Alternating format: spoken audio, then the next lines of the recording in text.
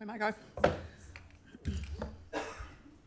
Okay, everyone, welcome back. I think we've had a pretty productive morning, and so I'm really excited. Thank you, Denise, for bringing along your team here today, and we look forward to your presentation.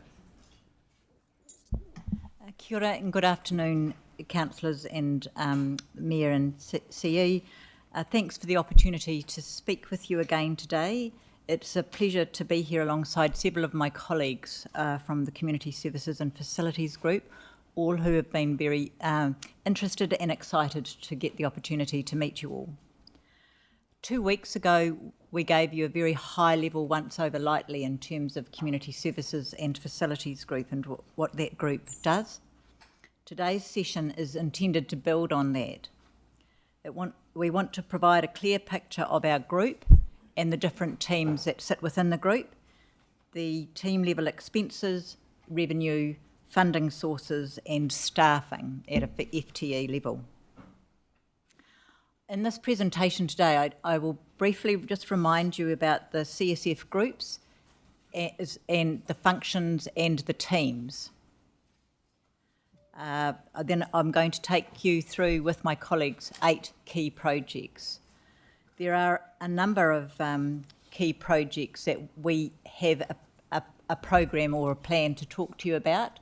These are the 8 that we think are quite pertinent, and there will be other opportunities going forward to talk to you about others, and I guess that is the purpose of the reporting that we do to Council on a regular basis, is to give you updates around that. So just to start with, I just want to remind you that this was a part of the presentation the last time, which was focusing on the different functions that sit across the CSF group. And I'm just differentiating between functions and teams, because some teams do multiple functions and multiple functions get done by single teams. So I'm going to try and focus on functions so that it's not unnecessarily confusing. But just to cross-reference that on the next slide, this is how that sits. So there's a customer services team. They do a range of different customer services functions, but also some of that customer service function is also delivered through the libraries by the team that manages the libraries. So that's an example of the different functions in the teams. So if we move on now to the finances, just to give you a bit of an overview of the budgets. We've got handouts for you, just so that if there's any problems with seeing that information in front of you. It goes down the left by the different teams, the operational expenses and the revenue, and the FTE equivalent. I just want to draw your attention to the fact that the operations of the CSF group are not 9 to 5, 5 days a week. By nature of the functions and the facilities that we operate, that across the group, there are 7 days a week of operation and up to 14 hours on some days in terms of opening hours. So you can appreciate, I'm sure, that the need to staff those has some implications in terms of the FTE. At this point, I'm going to hand over to the Finance Business Partner for Community Services and Facilities, just to talk you through a slightly more in-depth look at where the revenue is gained from in terms of the different areas. Kia ora koutou, my name's Miller and I'm the Finance Business Partner for Community Services and Facilities.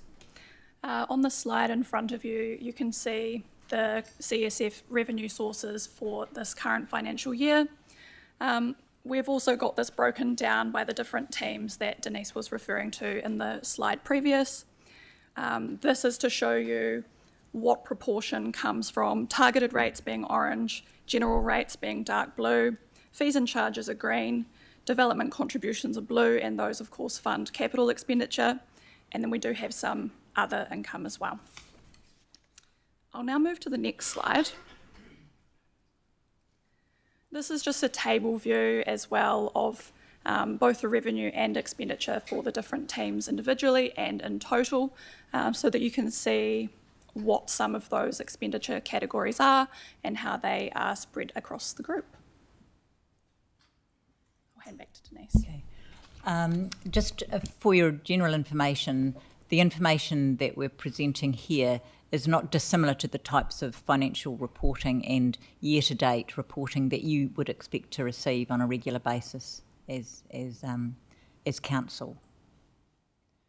So what we might do is just introduce now the projects that are in front of us. So Renee, if you just move it forward, and I'll just touch on that. So we wanted to talk to you, as I touched on a couple of weeks ago, about the All of Council customer experience survey, which we have not done before, and which gave us some insights into things that we are okay at and some things that we need to improve. And we want to share with you some of the findings from that and what we're doing in that regard.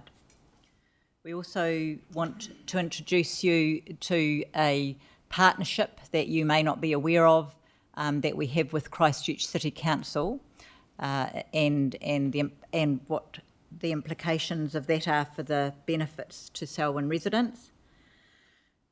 We're going to touch briefly on the Sheffield pool. That's because it was a very significant project in the last long-term plan. This came about after Community Services and Facilities approached Council about a facility that had a history of limited community usage and ongoing operational costs. So there was a project implemented, and we'll talk you through the decision that Council made and the results of that.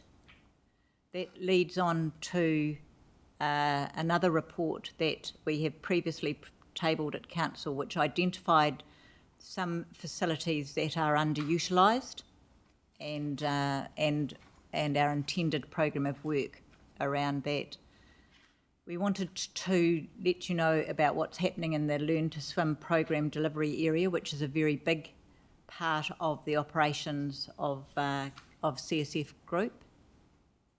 The Council administered community grants. The Economic Development Program of Work, which is another one of those large projects in terms of the consultation that was involved in the last long-term plan. And finally, touching on Selwyn Awards. While there are other Selwyn Awards is for us a significant event that happens every 2 years.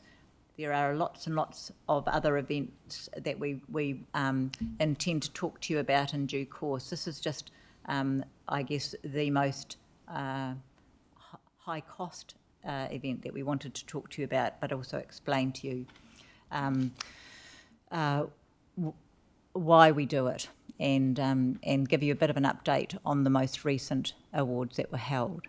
So on that basis, I will invite Chantal and Nicola to come up and to talk to you briefly about the All of Council Customer Experience Survey.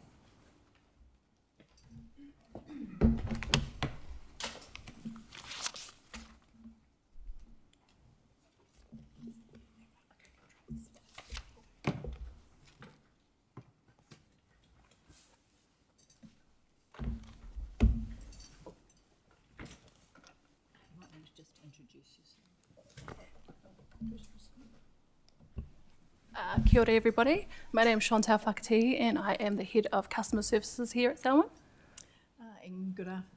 Thank you. Kia ora and good afternoon, councillors and Mayor. I'm Nicola Sutton and I'm Head of Community Insights and Policy. Awesome. So we're here to talk with you today about the Customer Experience Survey. So the purpose of the survey is simple but powerful, to hear directly from the residents who have recently engaged with Council. This feedback helped us to identify what's working well and where we need to improve. It also informs key performance indicators in the long-term plan and the CEO's KPIs. The survey covered a wide range of interaction points: HQ front desk, phone calls, emails, websites, Snaps and Solve, and community facilities such as pools, libraries, and community and rec centres. A sample of customers that interacted with Council during this period received an email or text inviting them to complete the survey. We also provided hard copies and online options for community services. The long-term plan, KPI, we aim for 80% of service requests to be acknowledged and responded to within 10 working days. Last year, we closed 70.5% within 10 working days. For the CEO KPI, we measure improvement in customer perception of the May 2025 results with the next survey. All right, so now looking at what the data told us. During the survey period, we had nearly 28,000 customer interactions with Council, and over 3,000 customers completed the survey. 94.4% of customers found staff helpful, which is a positive frontline engagement. Our overall customer satisfaction score was 83.6%. Of the customers who responded to the survey, 90% said that requests for updates were completed, and were completed. So what do customers actually tell us about their experience? When customers get what they need online or at the first point of inquiry, they're happy. But when they're handed on, their experience can differ. Within the survey, we were told what was working well was great customer service at frontline staff, strong community engagement, and efficient fulfilment of requests. So 90% of those requests during the survey period were closed off. But more importantly, we were told areas that we can improve. So communication and transparency, customers want more timely updates and clarity on resolutions. Consistencies across teams is key. Information must be accurate and timely. Processing technology, we need seamless handovers and better systems to track and close inquiries. And service improvement opportunities. Website usability and FAQs need enhancement. Departments must prioritise availability and timely responses. Based on these insights, we've identified key areas of focus for the Council. ELT has considered the external report recommendations and committed to creating more responsive, efficient and customer-centric services. Here are our 5 focus areas. Enhancing first point resolutions. So we'll improve processes so inquiries are resolved quickly and accurately at first point of contact. Keeping customers informed. We know that keeping customers updated is just as important as resolving their inquiry. To make this happen, we're improving our communication at every step. Customers will receive clear updates on the progress of their request, including what's been done and what's coming next. We're also making sure information is consistent across all channels, whether online, by phone, or in person, so customers never feel left in the dark. Our goal is to provide timely, accurate updates that give customers confidence their inquiry is being handled. Setting standards for excellence. We will implement rigorous monitoring and dashboards to track performance in all Council complaints policy and procedures, and ensure the knowledge base that our customer services team use is up to date and has all the information that is needed to provide efficient service to customers. Improving internal collaboration. We will actively foster a culture of open communication and teamwork across all Council departments to ensure a consistent and seamless experience for customers. This means breaking down silos and encouraging regular information sharing between teams, so that every staff member has the most up-to-date information when responding to inquiries. We'll implement structured feedback loops, inter-department meetings, and shared systems to ensure everyone is aligned.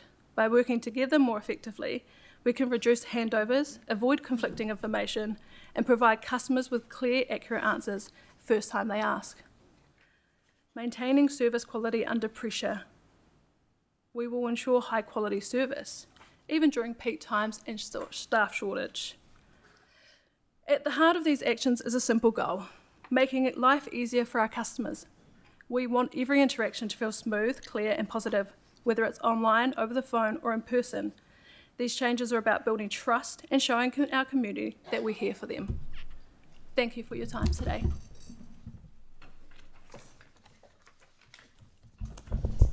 My understanding is we're going to go through all the presentations and there'll be an opportunity at the end for questions. Is that right, Your Worship? Yeah, I think the best way to run it, if everyone is happy, if you list your questions through this space, if that's okay. If everyone's happy. Cool. So I'll now invite Trina Schuster and Matt Logan to come and talk to us about this partnership with Christchurch City Council.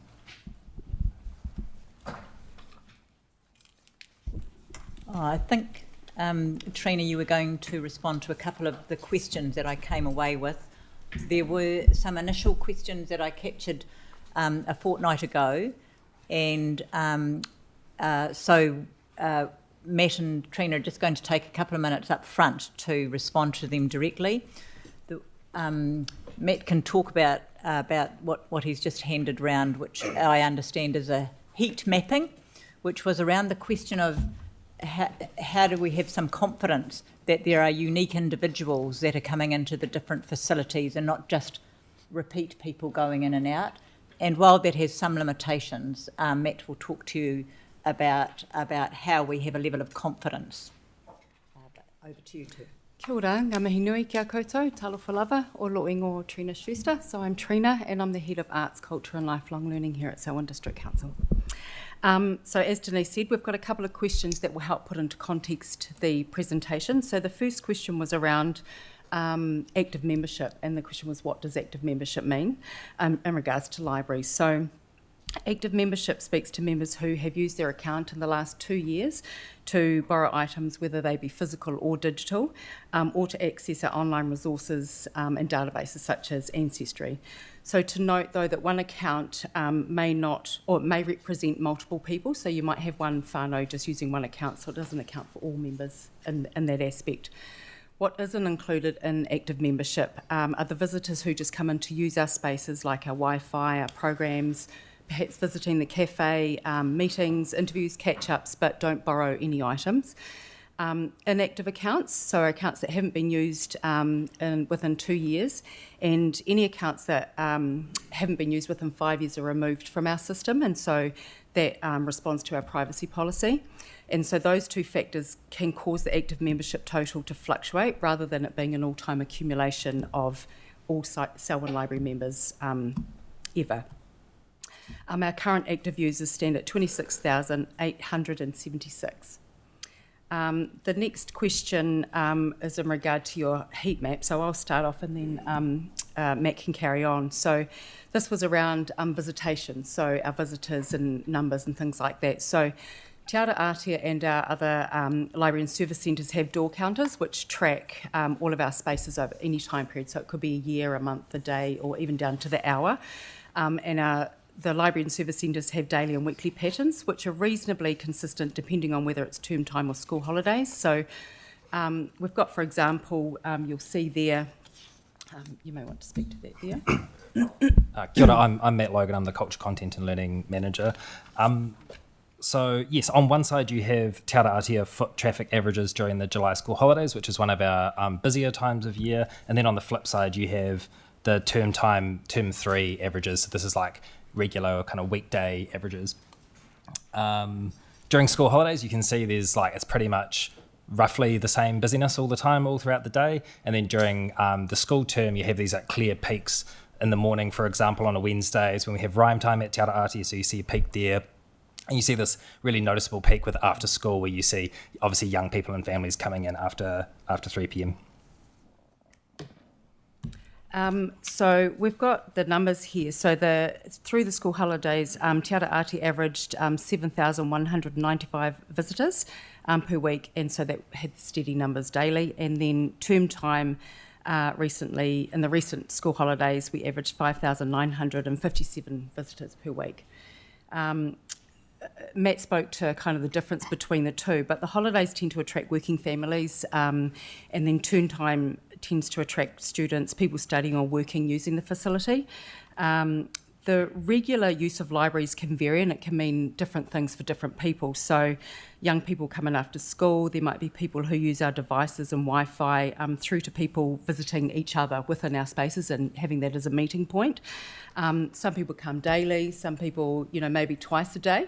But on average, that gets, I suppose, counted. That could be counted as 2, but, remembering also that you may have, for example, a parent carrying a child, which would be counted as 1 visitor. So it kind of evens out over that period. So we'll move on now into the partnership. So a recent key project within ACLL has been the partnership with Christchurch City Council called AWA. This gives both Christchurch and Selwyn Library members shared access to the Libby reading app called AWA, which had a go-live date of the 1st of July 2025, and the partnership term for this agreement is 2 years with the option for a 3-year renewal. The name AWA symbolises both council districts, for example the rivers, but it also notes the flow of resources and ideas.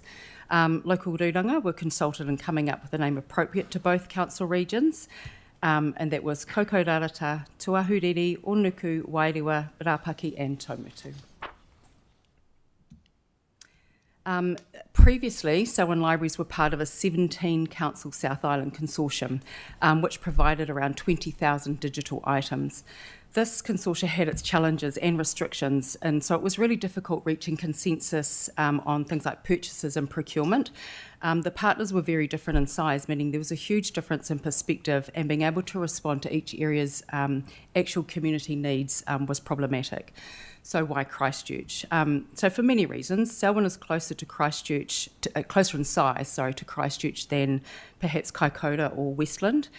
There are really strong community links with many residents living and working across boundaries, and library users don't necessarily understand the barriers to accessing each other's collections in this aspect.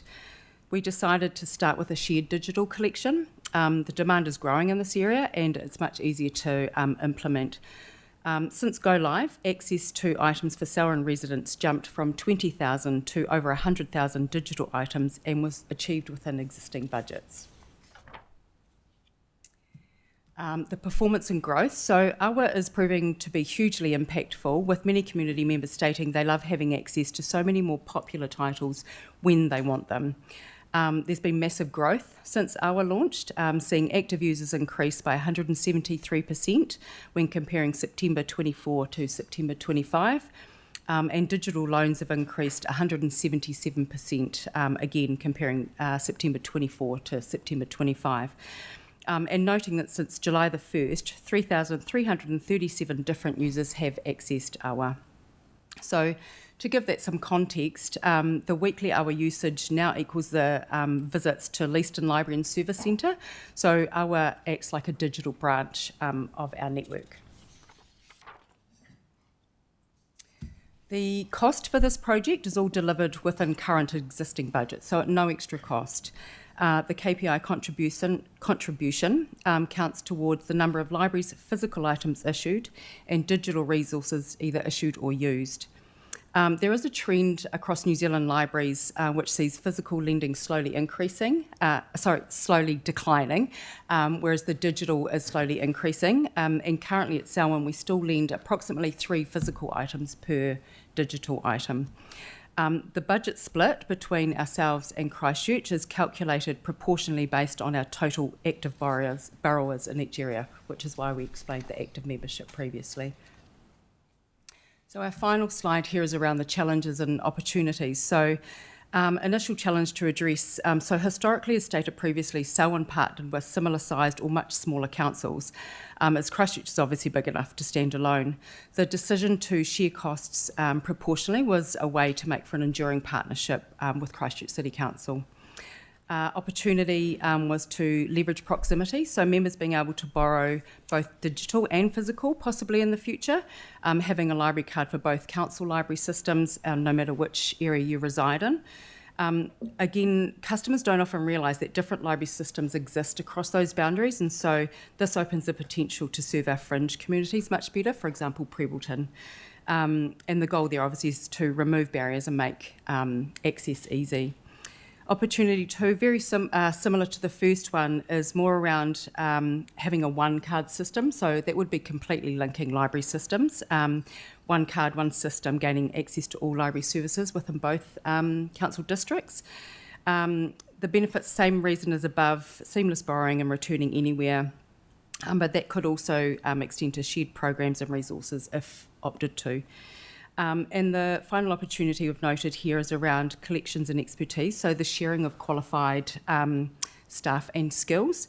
Some of this has started already just in regard to the collections teams who obviously share information and have good kōrero around what to procure and stuff like that. So, but collections is managed strategically to meet community needs, and it does require qualified library professionals. So you would have a Bachelor or Master's in Libraries Information Studies. This could also extend to other mentoring and staff sharing opportunities across different roles within libraries and or council. And I think there could be many more future possibilities than this across the two council organisations, and it's great to have AWA as a successful project to begin the thinking around this area further. Thank you for your time and for listening to the presentation. Kia ora. Thank you, Trina and Matt. So I'll just invite James Richmond to come up and talk to you about a major project that was a focus of the LTP consultation, and that is Sheffield Pool. Thanks. Kia ora, good afternoon. As Denise said, my name's James Richmond. I am the head of Sport and Rec at Selwyn District Council. Thought it'd be good to provide a briefing on Sheffield Pool for a few reasons.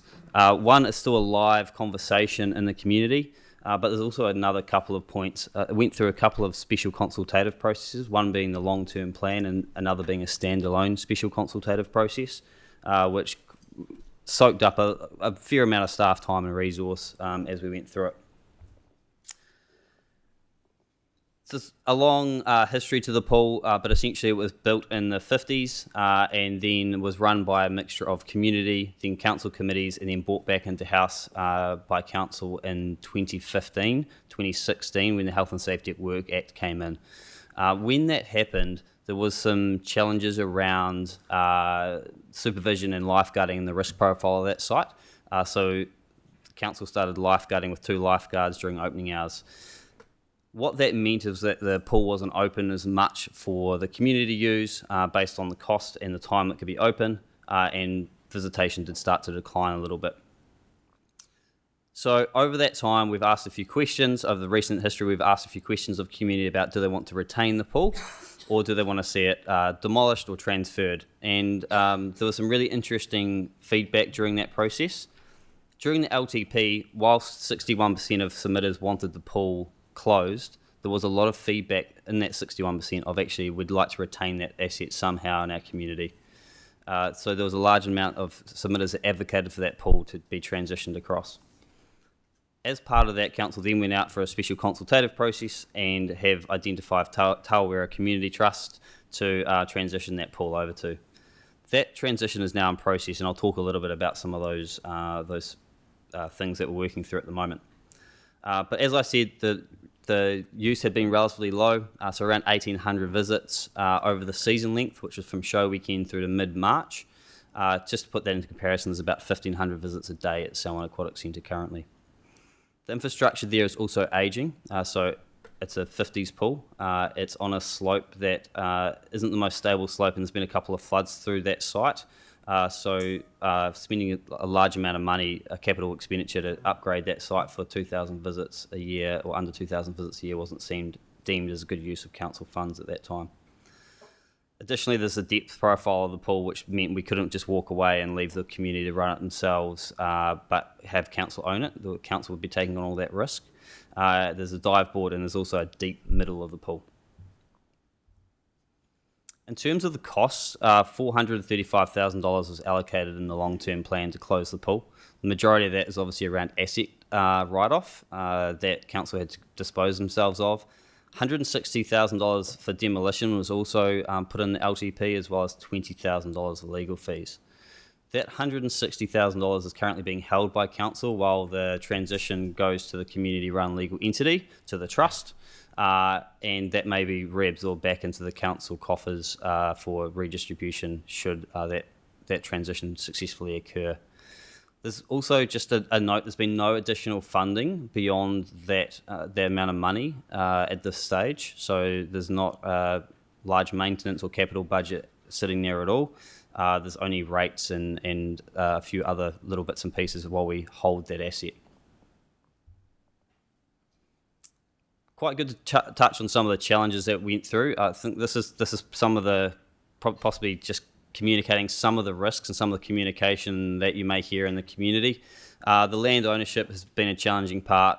The returning councillors and elected members will know about this part fairly well. It's been discussed at length. But 2 of the 4 parcels of land council didn't actually own. One was a dock easement, which is relatively easy to work through. The other was actually in a deceased estate that council, that the majority of the pool sat on, and council had to then try and get hold of before we could transition that across to the trust. So that's actually where the time is being taken now. The land had to be surveyed, and now LINZ is now processing that adverse application claim and processing that as we go. That could take another 6 to 12 months. So the chances of the pool running this season are relatively low, and that's been communicated to the community. But there is some push from the community to say, can you speed that up? And unfortunately, we can't. The structures that we transferred over to was a community-run legal entity, so a trust, and establishing that trust does mean that council doesn't take any legal responsibility for the pool moving forward, but there are still some risks around that. So I think the pool refurbishment costs could grow to a state that are not able to be met by the legal-run entity, by the trust. And the pool could be returned if there's a lack of want or will in the community to continue running that pool. From what I've seen so far, there's been really good community engagement. There was a working bee there a couple of weekends ago, and there was a really good turnout, and everyone's getting stuck in and behind it. I'm getting emails if there's a wind event and there's damage to the site or things like that. So I think the community is really already taking an ownership of it. So at this stage, I'm not too worried about that, but there's just something to be aware of. The frustration in the community around the length of time to transfer is probably the biggest thing, and as is the risk of serious harm, which has always been there. Someone could jump the fence at any time and decide to go for a swim, but it's just something to be wary of as this transition occurs, so we need to be really careful and make sure we keep the site secure. This process does present some opportunities. I think the 2 key things is that we as council have really tried to listen to the community on this one and take on board exactly what was going to be the best outcome for the community involved, while also coming up with a good result for council, which was to retain the asset in the community and retain the service in the community. And it would have been a lot easier just to shut the doors and decommission the site. That would have been a far more straightforward process, but I think the result for the community has been a good one. And like I say, from what I've seen from the trust so far, they're doing a great job of taking ownership of this and getting stuck in and getting organised. So happy to take any questions at the end of this session, but for now I'll pass on.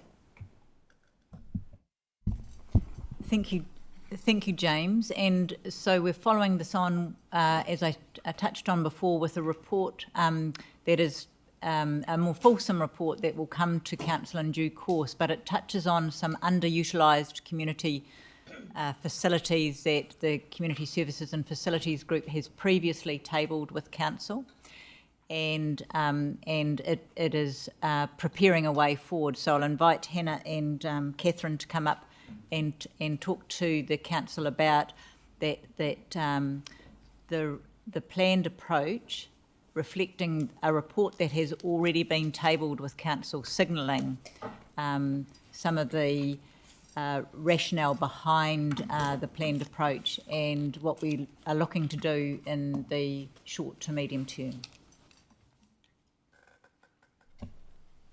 Kia ora. My name is Catherine and I'm the Head of Venues and Events. Joining me today is Hannah, our Community Policy Advisor. Hannah will share insights into the engagement process for the underutilised community halls. So Council owns a number of community halls across the district, many which, already failed. It's my job to do that, I forgot.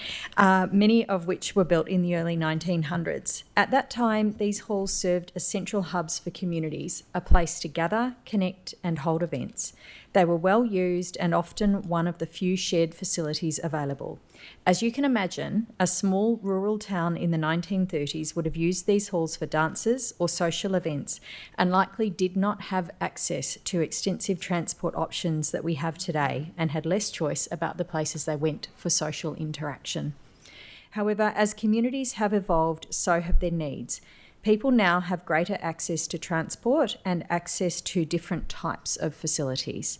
Residents also have greater expectations for the type of facility they want to use. A community group is more likely to travel to a newer, warmer, or more suitable venue for their activity rather than book a local hall. As a result, many of these halls are no longer used as frequently and, in some cases, are no longer fit for purpose. Significant investment would be required to maintain and upgrade them to meet current expectations. In the past, halls were managed by council committees. Over time, council assumed responsibility for a number of these halls. Since then, we've gained a clearer picture of the challenges, low utilisation and the level of investment needed. In 2023, council began work to understand the use and condition of 13 halls in particular. The next step is to engage with the community about 5 of these halls as an initial focus: Mead, Tawera, Sheffield, Green Park and Greendale.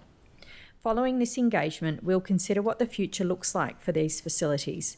After these initial 5 halls, we will progress with the remaining 8 halls. We will be considering a range of options as part of this engagement. For example, council has previously completed transfers of community facilities to others with Hororata Hall, and as you heard, is currently in the process of transferring Sheffield Pool to a separate legal entity. Why did we choose these 5 to focus on first?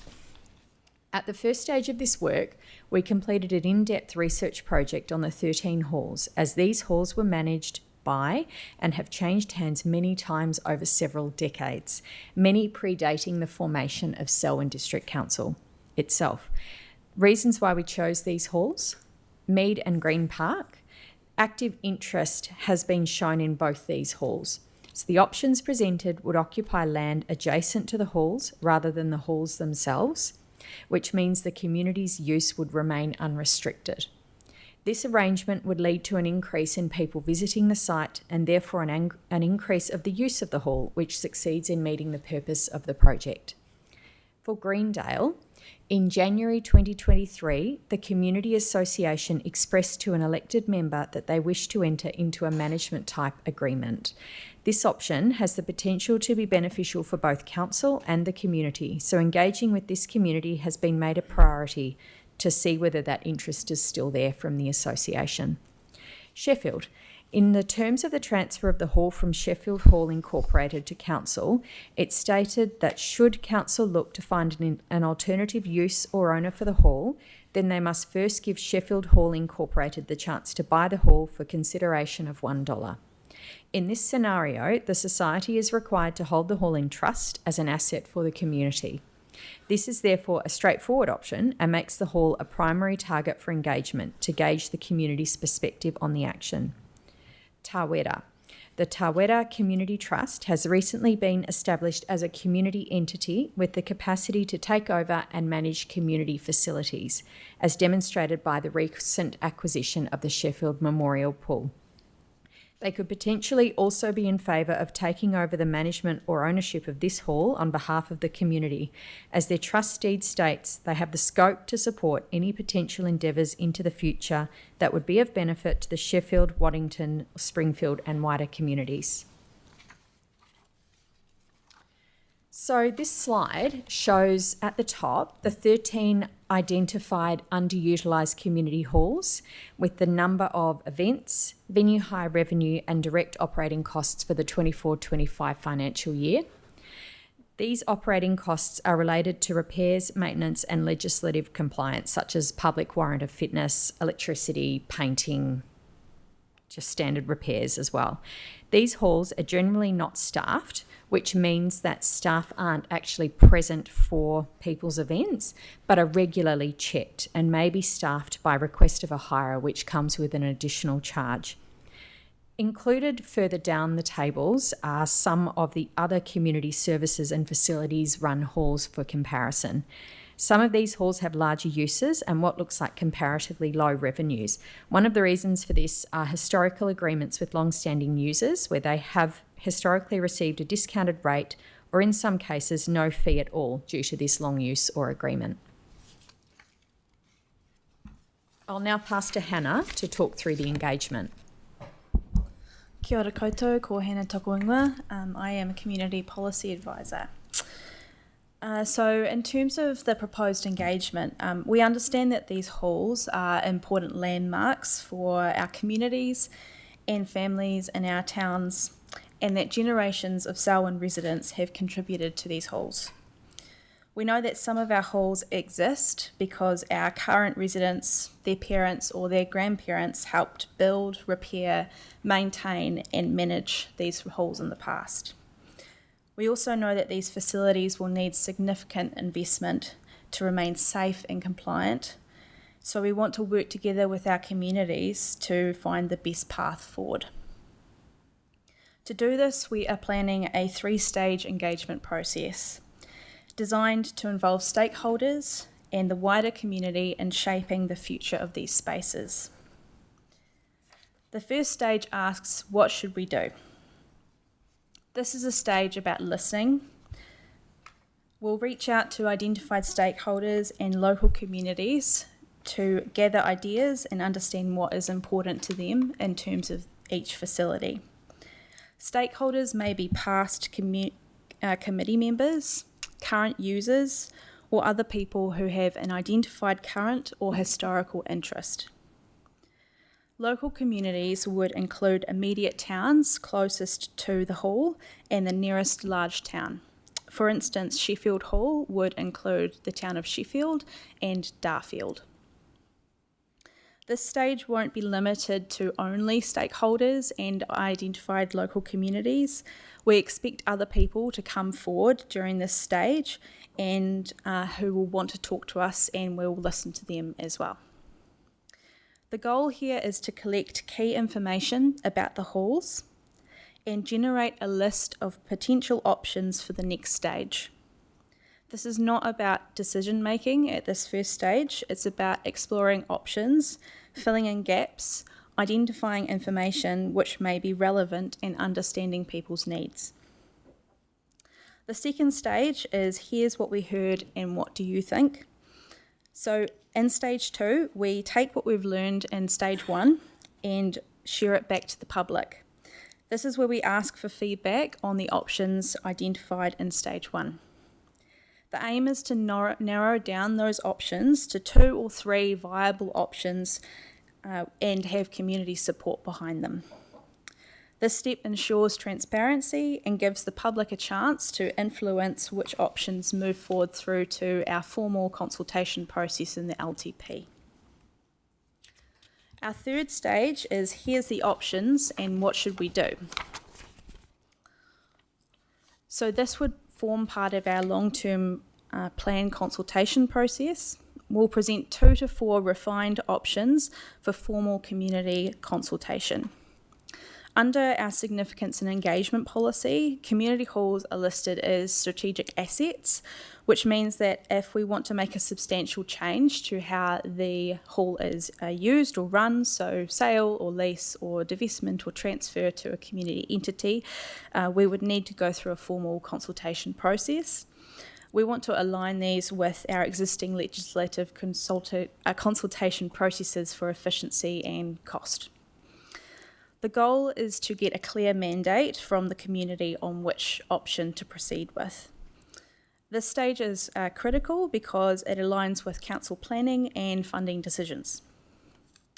So overall, this process ensures that the decisions about these halls are community driven, transparent and aligned with long-term planning, and these spaces continue to meet current and future needs.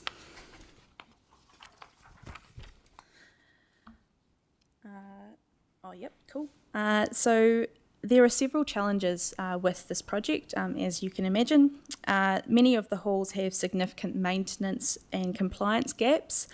Long-term remediation can be costly, and some buildings may not meet current standards for safety or accessibility. We also struggle to find information sometimes. We lack accurate data on usage, costs and condition. This makes decision making harder and it increases the risk of poor outcomes. We expect a lot of the information about the halls is actually held by our communities, and we expect to find out more during our stage 1 of the consultation. For instance, it wasn't that long ago that people held keys to these halls, so there's a potential that they're still using them, and we just don't know. So that's why we want to go into stage 1. Selling and closing the halls is obviously highly sensitive. These facilities often hold emotional or historical value, so we expect opposition from groups around any divestment options. That is why we're going through the 3 stages to make sure that we get the right outcome. Groups may want to run the halls, but may not have the capacity or ability to do so, and it could lead to the hall being returned back to council. As you may be aware, a lot of councils around the country are experiencing exactly the same thing as us. There's a large stock of halls that are of a similar condition and age who are looking for divestment options, and there are often high interest stories in the media, so there is a risk in terms of reputation there. If we do keep the halls open and continue with status quo, many will need major upgrades or repairs. This requires significant funding decisions and prioritisation against other needs in council. And there could potentially be a loss of community ownership. There may be a sale to a private or commercial interest, which means the asset leaves community control permanently, which could be controversial. Again, the process that we go through is not intended that way. It's intended to hear from the community. So if the community wants that, then that is something that we will consider. If it's something that the community doesn't want, then that will take place in considerations during the LTP. Hannah, when you refer to we, you're talking about council, aren't you? Yes. Because these decisions all come back to council, the findings come back to council. What we do is recommend to council, but the we that Hannah is talking about is really the you. Yes. My apologies. Yes, you. So in terms of our opportunities, so we think there's a really great potential for a win-win solution here. There's definitely an opportunity for an approach that benefits both community and council, similar to the Sheffield pool, where the community retains the asset and gets the joy out of the pool, and council removes the risk and the financial obligation. There's also an opportunity for community stewardship, so people to rally around a local asset that potentially they don't rally around as much at the moment, and also cost reduction. So there's a significant cost benefit to this. So those are our slides, and we will be answering questions at the end. So thank you very much. Thank you very much, and if I'll just invite James back up again, and James is going to talk with you about the Learn to Swim activity. All of these activities, projects bar one, are driven through an LTP directive or a KPI that we have to achieve, or we're a key project within the long-term plan. That's why we are involved with these projects. Thank you, Denise. So, Learn to Swim, what is it? The primary aim of Learn to Swim is to deliver water skills and water safety to the community. It does have a secondary aim as well, which is to start to offset some of the costs that are associated with running facilities. We're currently running direct delivery group, Learn to Swim into Darfield and Selwyn Aquatic Centre being the main centre of delivery. Probably easiest to think of this in 3 key parts. One is schools delivery, so that is delivering water safety lessons to school children that is either on site at Selwyn Aquatic Centre or often outreach as well, so there is some outreach component to this.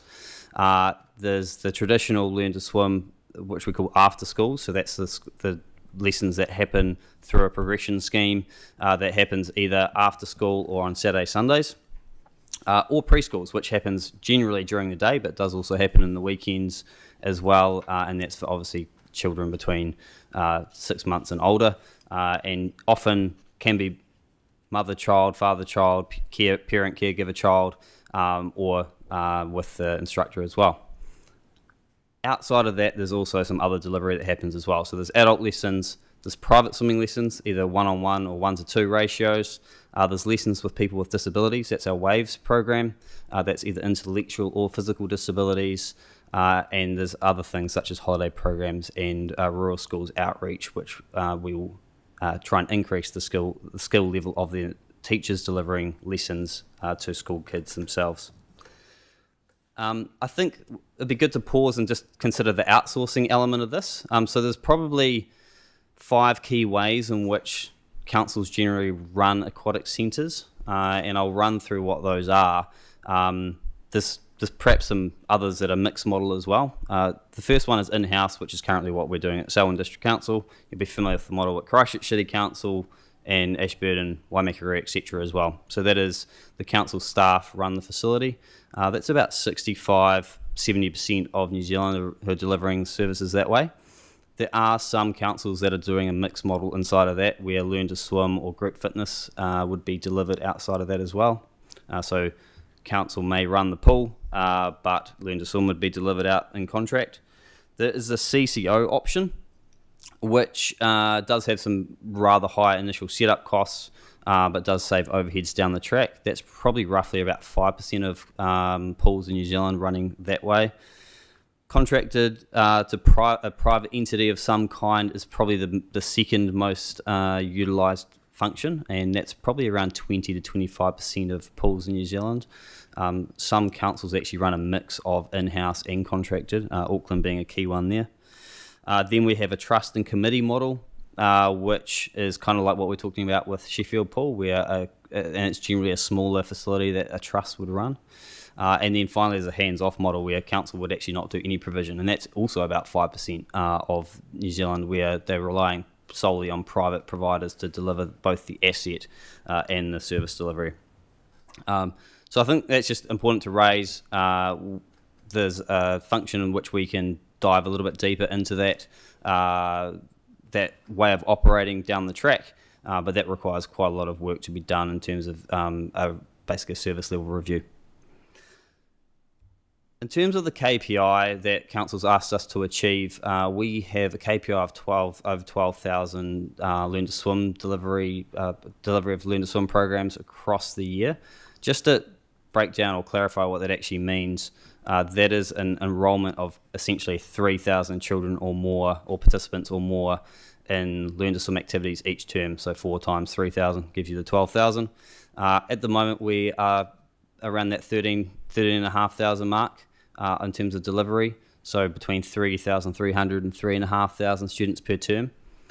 Just to put that in perspective for you, Christchurch City Council across their 6 sites are delivering about 6,500 students Learn to Swim classes, given the same metric. So this is the largest Learn to Swim school, single facility swim school in the South Island, and pushing towards the largest single facility swim school in New Zealand. There's only 1 or 2 in Auckland that are pushing around the high 3,000 mark. So it's a very big operation, and certainly a large operation for us to be undertaking. Additionally to that, 250 school students come through as part of the school program per week, and that's generally done in 2-week blocks. And as I said, there is some outreach that does occur from time to time there as well. As I mentioned earlier, this does help offset the cost of facility operation, so it is a revenue generating activity, but within that there is also some heavily subsidised programs. The school program is heavily subsidised from the point of view of trying to get every child in the district some level of water skills knowledge, and the after schools program is more geared towards income generation, revenue generation. This is a little bit like the document that Matt handed around before, but I thought this would be an interesting one just to map out exactly where we're looking. I'm sorry, it's a little bit blurry on the screen, but the darker the blue, essentially, the more people are coming into the facility. And you can see what a driver of activity Learn to Swim is. So early in the mornings, that 9 a.m., 10 a.m. mark, you can see that there's a bit of an influx there. There's a couple of reasons for that. One is preschool lessons and school lessons coming in. The other is aqua fitness programming, and then after school is obviously the peak time where after school lessons are delivered, and there's 200 to 300 people going through the doors at those times to get to their classes for between that sort of 3 p.m. and 6 p.m. mark, and then starting to taper off after 6 p.m. Again, to reference the Sheffield numbers before, we're looking at 1,800 a season. Those numbers down the bottom are the daily averages over the last 12 months, so 1,500-ish a day, give or take. Saturday mornings, Sunday mornings are the same thing. It's largely Learn to Swim driven. The weekend classes have gone from being fairly popular, but definitely not our most in-demand classes a few years ago, to being some of the most sought after classes in the program. So quite a big uptake in those classes there. In terms of challenges, growth is our key one. We have space for about 4,200 at Selwyn Aquatic Centre. That's at absolute max, but as you can see, we're starting to push up towards that. When I started with council 7 years ago, there was 1,500 in swim school, so it can give you just a bit of an indication of the level of growth that's happening in that space. Costs, rising operational costs, staffing, from a wider aquatic centre lens, it is electricity, utility costs as well going up. And the last one there is around expectations. There's both an opportunity in that and a challenge. There's a rising level of expectation from ratepayers about the level of service we're providing them and Learn to Swim. We think we're doing a pretty good job of that, but there's still a push for more reporting, more private lessons, smaller ratios around that, as well as more space in the pool. So we're in the perfect storm of having lots of people coming in, costs going up, and then also can you deliver more for that? In terms of risks, there is an element, even in Selwyn, which is often thought about, obviously, as a relatively well-off district, of cost being a barrier to entering their children into Learn to Swim. We have some mechanisms in place to try and deal with that. The Every Child Can Swim campaign is one of those. So parents can top up their child's Learn to Swim money. That goes into a fund that can then be circulated to someone who isn't able to pay for the lessons, and we go through schools or other providers to get referrals into that, or people can indeed self-refer as well. Competition is another one. Hornby Pool opening in 2024 did provide us a bit of a blip, but probably, to be honest, not as much as we almost hoped for. Like, it was about 50 children first term, which was a half term, and then about 100 children the next term, and so really only just was a blip on the radar, and we've got those numbers well and truly back now. And finally, the popularity around swimming, especially as a competitive pathway, is definitely starting to wane. Sport goes through cycles, and swimming's hopefully at the bottom of one and on its way back up. But the popularity of the competitive pathway has meant that children, once they get to a certain level, will pause in their Learn to Swim journey. And when they can swim better than their parents, which is sometimes fairly early, they'll exit the program. In terms of opportunities, the flexibility of the payment system is something to work on. Offering weekly payments or fortnightly payments is something we're looking into with the new system provided. But also, just off the back of that expectation, is an opportunity as well. There is an opportunity to provide some more premium offerings to the community, which further helps subsidise some of the operating costs or the other programs that we can offer. Again, that's it for Learn to Swim, and can answer any questions at the end. Thank you. Now I'll invite Claire and Stephanie to come and talk to you about council-administered community grants and the funding pools that sit under that. So just introduce yourself. Kia ora koutou, I'm Claire, I'm Head of Community and Economic Development. Kia ora, I'm Stephanie Banbury, Senior Advisor for Community Funding. And today we're going to talk to you about council-administered community grants. The community funding program contributes to initiatives led by the community that make a positive difference in Selwyn. Funding contributes to outcomes across environment, biodiversity, heritage and wider community, and enables participation in sport, culture and community life. It is a key mechanism for Council to support communities in achieving district-wide outcomes. In 2024, the community funding policy and program were reviewed and approved by Council, providing a clear framework for allocating funding. Through the 2024-34 long-term plan, Council confirmed budgets for community funding and 5 strategic partnerships. A Council assessment panel was established to oversee contestable funding allocations, ensuring transparency and alignment with Council priorities. This Committee of Council will be appointed at the Council meeting on the 12th of November.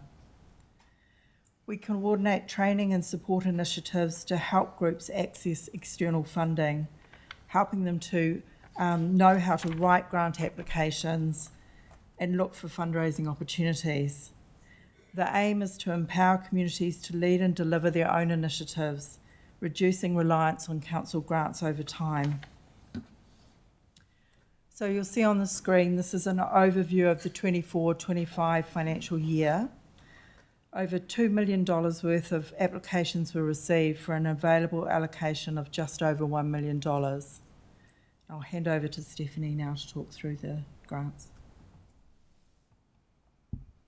So we'll just give you an overview of the grants that are available. So there are 7 contestable council grants, and you'll see those on the screen now. So contestable grants are reviewed and decided on by the assessment panel, which is a committee of council. Contestable grants are not guaranteed. Applicants compete for a limited pool of funding, so not all requests can be met. This process ensures funding is allocated fairly and transparently. The funds are listed on the screen. So we've got the Community Fund, Heritage Protection, Natural Environment, Predator-Free 2050, Individuals and Teams, Strategic Events, and School Students Tertiary Scholarships. Note that the information is from the 24-25 year, and so the Predator-Free Fund had a funding round then, but wasn't distributed until this financial year, so it's not included on the table. And Council were the decision makers on the number of tertiary scholarships available. We also have 7 non-contestable grants. So non-contestable grants are allocated by delegated decision makers, which can include the mayor, councillors, staff, or the youth council members, depending on the fund. Applications for non-contestable funds are reviewed against set criteria, with a formula that can be applied consistently to all applications. An example of this is the Community Pools Fund. So the criteria is open to schools who have pools that are open to the community over summertime. So they either meet the criteria or not for the fund. Unlike contestable grants, the process is not competitive, so applicants are not compared with others. This approach allows council to provide quick response funding for lower level amounts. And there are 7 non-contestable funds. So community pools, event waste minimisation, heritage consents, mayors and councillors fund, meet your street, residents groups and youth projects. And again, this information is from the 24-25 year. We have 2 grants available which council manages and administers on behalf of government organisations. So that is through Creative New Zealand and Sport New Zealand, and that ensures local distribution aligns with community needs. Funding decisions are made by community assessment panels, which includes community members and a councillor from the assessment panel. These funds are contestable, meaning applications compete for a limited pool of money. And then we have the strategic partnerships. So strategic partnerships are funding allocations made by council as part of the long-term plan process. The assessment panel provides recommendations on which organisations should be funded based on their ability to deliver on council priorities. Partnerships allow council to engage in more activity than would be possible using internal resources alone. These funding agreements are typically for a 3-year period, providing stability for partners and enabling longer-term planning and delivery. As existing partnership funding agreements diminish each year, budget becomes available for the next 2 financial years. This creates an opportunity to consider new strategic partners who can deliver significant community outcomes aligned with council priorities. Any proposals for new partners will be brought back to council for consideration.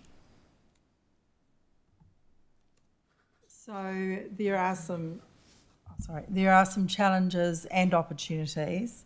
In terms of challenges, the demand for funding often exceeds the available budget, creating pressure on the funds, and ensuring all people have fair access to funding is another challenge. In terms of opportunities, training and support initiatives help community groups diversify income streams and reduce reliance on council grants. Repeat applications can place pressure on limited funds, so clear guidelines and policies are in place to manage these expectations. Using data from funding allocations can help inform future decision making and identify gaps or emerging community needs. Thank you. We'll answer questions about that at the end of the presentation.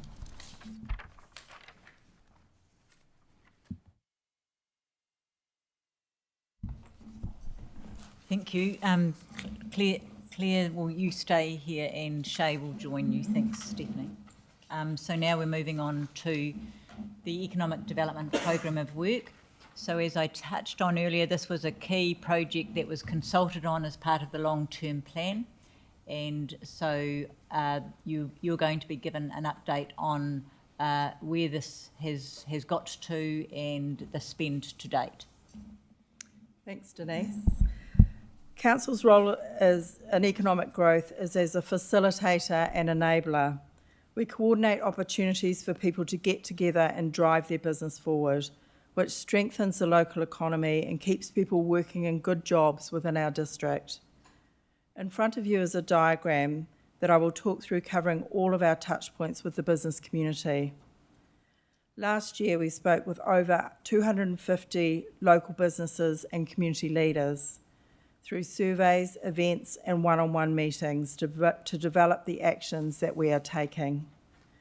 They told us what's working for them and what's not, and how council can make things easier and what they'd like to be involved in. We continue to check in with businesses at our popular quarterly Samhain business breakfasts, which have over 70 attendees at each one, often with wait lists. These are growing each year and we get great feedback and repeat attendance. The Samhain Business Survey, with 130 plus participants twice a year. This data gives us real-time insights into business confidence, challenges, and how we can tailor the action plan to meet needs. Our online business directory, which includes 650 listings, it's a free tool that people asked for and they can use it for promotion to business and to residents and also connect with other businesses and business-to-business relationships. We also have a quarterly digital newsletter with over 800 subscribers sharing upcoming events, economic statistics and business stories. We regularly meet with businesses one-on-one to understand their needs and connect them with other businesses within the district. These insights directly from businesses shape our action plan.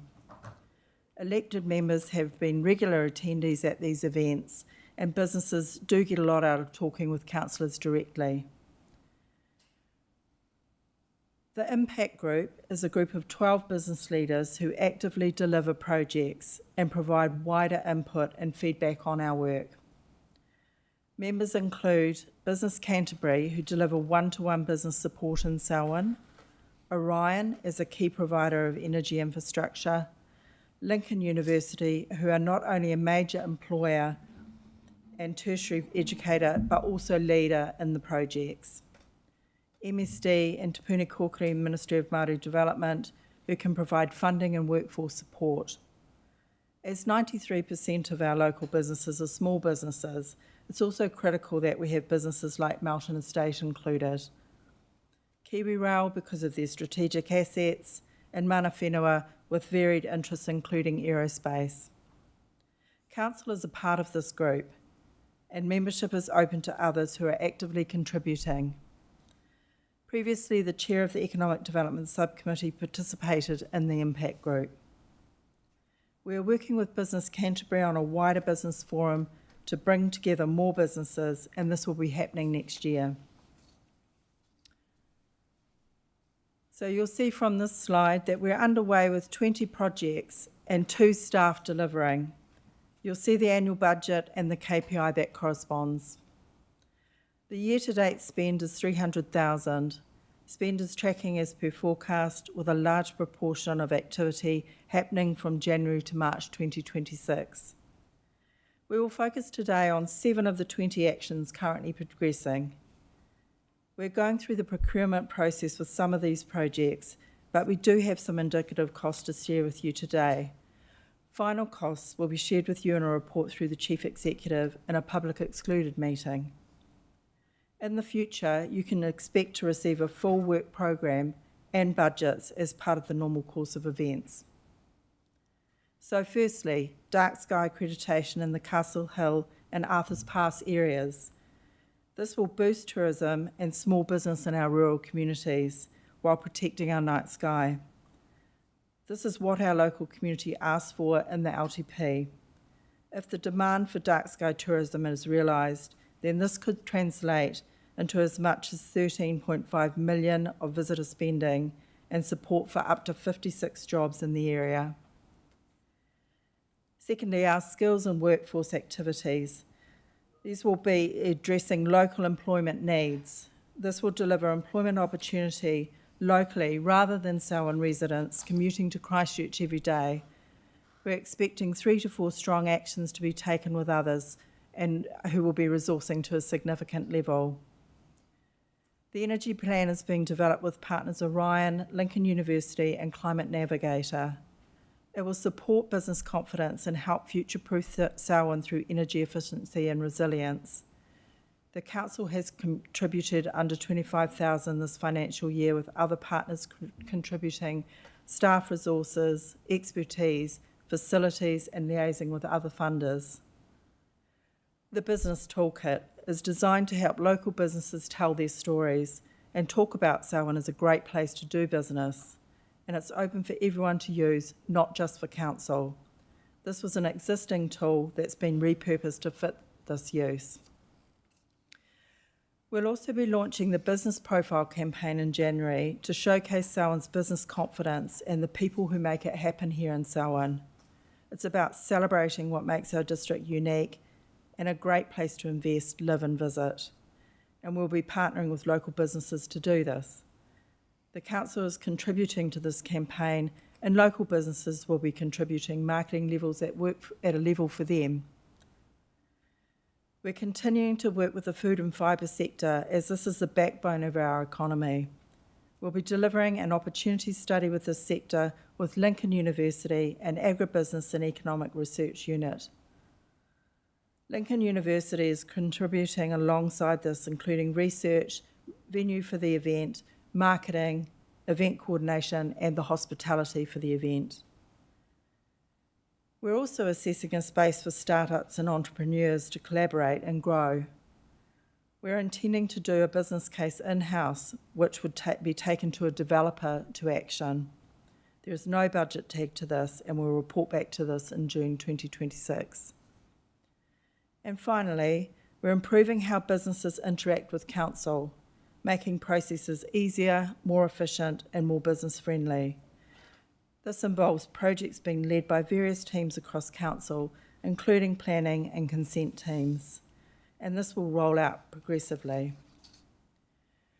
There are other projects including exploring a prospective business survey to attract new investment, supporting the visitor sector in partnership with Christchurch NZ, working with others to help businesses measure and reduce carbon emissions as part of wider council initiatives, and delivering the Māori Economic Development Plan in partnership with Mana Whenua. supporting events that drive economic benefit, and we're also really open to emerging opportunities. We'll be bringing all of this work program to council and alongside the budgets for this, for each activity for future work. Thank you. Thank you. And the final project to be presented today is the Selwyn Awards, and I'll invite Catherine to come forward. Are you on your own, Catherine? Or is... On my own, but I'll be okay.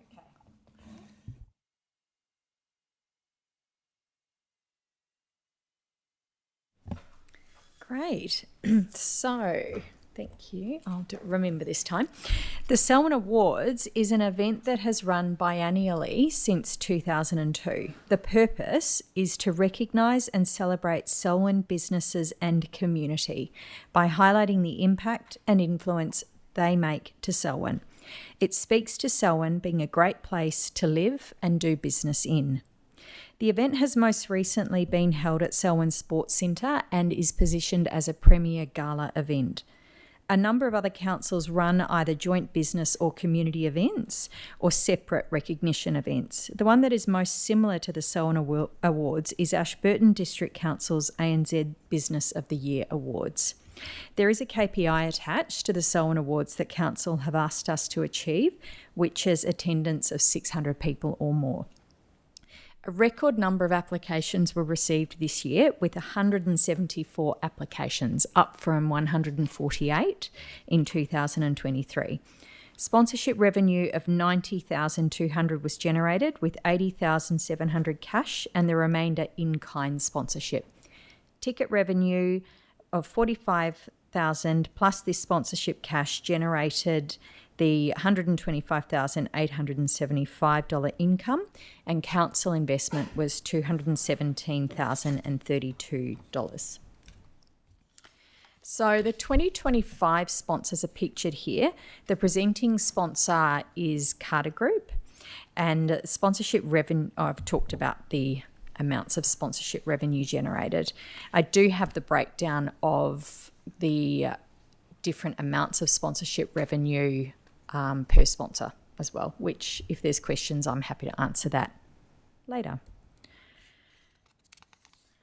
The key statistics for the 2025 Selwyn Awards, I've just broken down what I find is most interesting. So using the postcodes of the ticket purchases, 62% of attendees were from outside the main centres of Selwyn. So that's outside of West Melton, Lincoln, Rolleston and Darfield. That was one of the key focuses of the event this year, was for us to really engage our rural and outlying communities, and we feel that we've achieved that because we believe that the people that came were directly. You don't come to the event necessarily unless you have lodged an application or are related to the business of someone that has lodged an application. So we see that there's a correlation there. As I've touched on the number of applications that we received, and we also really drove home the marketing for this event, and we did a few things differently. So we had a dedicated Facebook page. We really focused on driving the purpose of the event through from the start, and that is also part of the off-year campaign for the Selwyn Awards, to really keep the momentum up, to keep telling these people's stories and these companies' stories, and to really ensure that the sponsors get full benefits as well. So that helps us to re-engage them for the next year, and also it helps us to engage those same sponsors for the other events and things that we might want to approach them for in our other venues and facilities.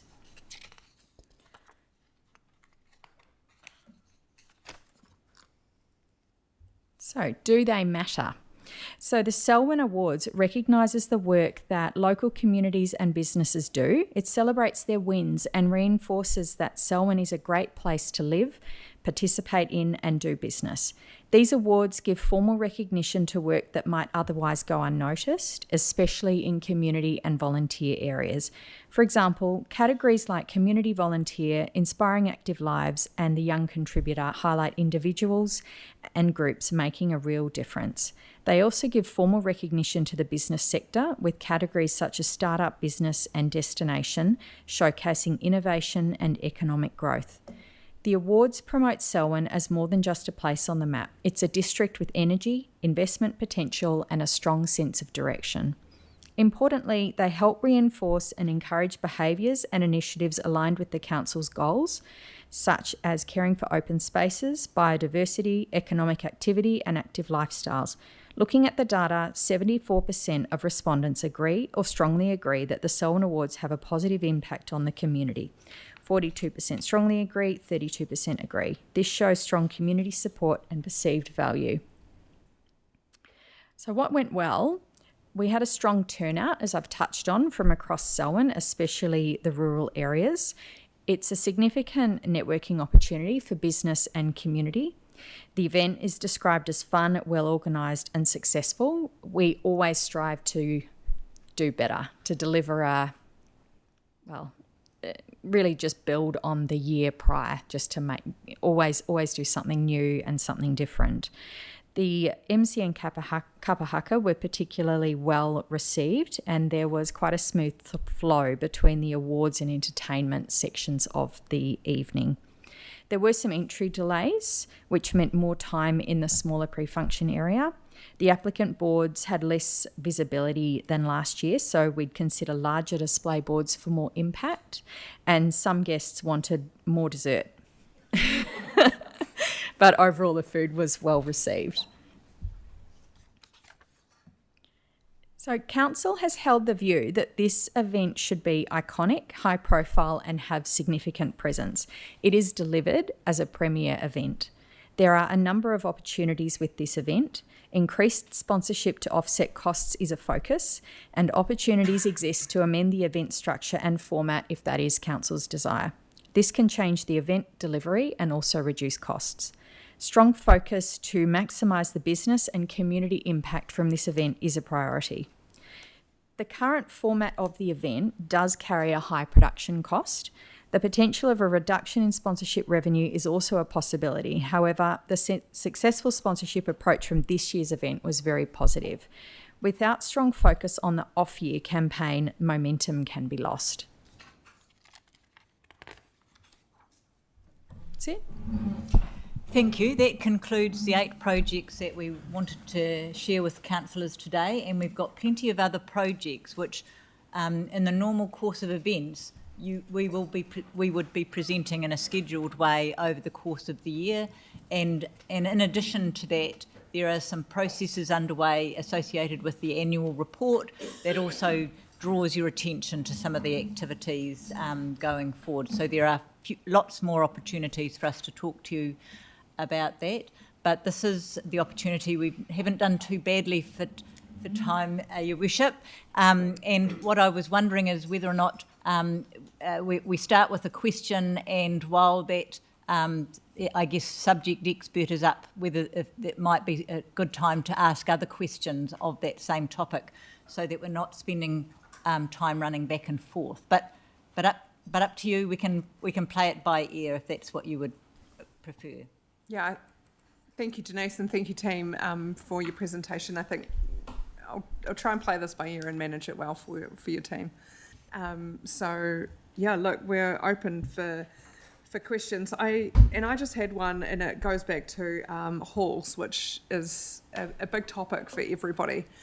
And you know, the thought comes into my head, and this probably sits alongside the same as Sheffield Pool, is when our people are paying a targeted rate for halls and facilities and whatnot, if we are going to look to divest back to the community, there is a reluctance to pay a targeted rate for something that they're not contributing towards anymore. So I think, yeah,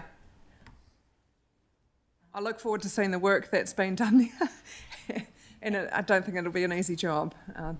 think, to have and that conversation. Just in response to that, because I'm mindful that there will be an opportunity to focus in some of the future conversations in terms of the revenue and finance policy, but also the different targeted rates. I think it's interesting to understand that some of the increased responsibility of council in relation to the operations of these facilities was triggered by the introduction of a district-wide rate for community facilities, and so that came with some obvious implications and I think expectations that the community had around equitable access, which had not necessarily been the expectations prior to that. And council's involvement has allowed us to get a better picture of exactly what that utilisation looks like. But as people have touched on, there is an expectation through the revenue and finance policy that council sets that we return a level of investment, and all of those things are part of the process that you have ahead of you. And do you see any changes to the earthquake-prone building list? So the list that has come out, there's been recent publication of that. Do you see any changes to decisions made on these facilities? That's a really good question. I'll see whether or not Catherine's got a comment to make on that, but I do know that Vanessa touched on that this morning around Mead Hall was one of particular interest. That's not one that has been given, I guess, across to CSF to operationally manage. There are 3 facilities that are currently not available for public use, and Mead Hall is one of them, but there are opportunities around that in terms of the earthquake strengthening. I don't know, Emma or Catherine, whether you have anything you want to add?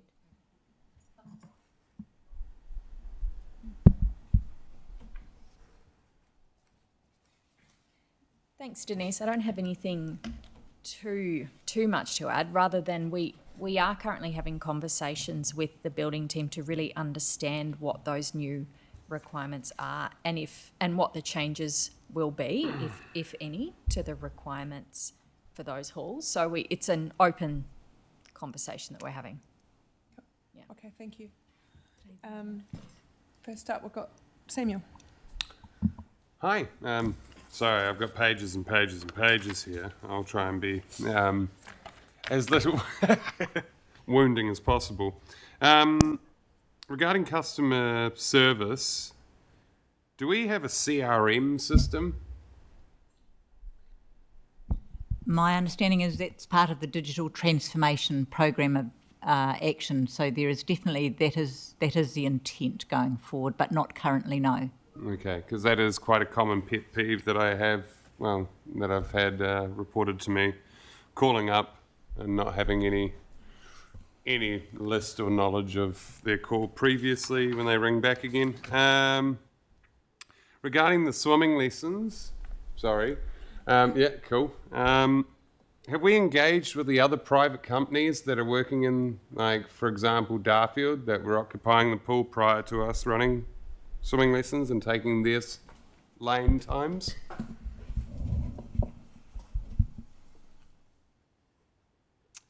Yes, Melbourne Swim School is still operating out of Darfield Pool, so that's sort of along that mixed model line where they're delivering some lessons on certain days and Selwyn District Council is delivering some lessons on certain days.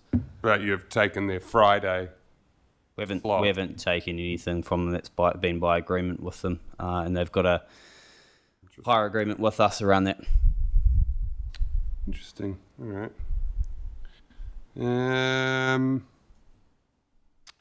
The Halkett Hall was demolished. I noticed that it was on that report. It's not there anymore. Are we talking about the former Halkett School being the community centre that we're looking at handing back, or?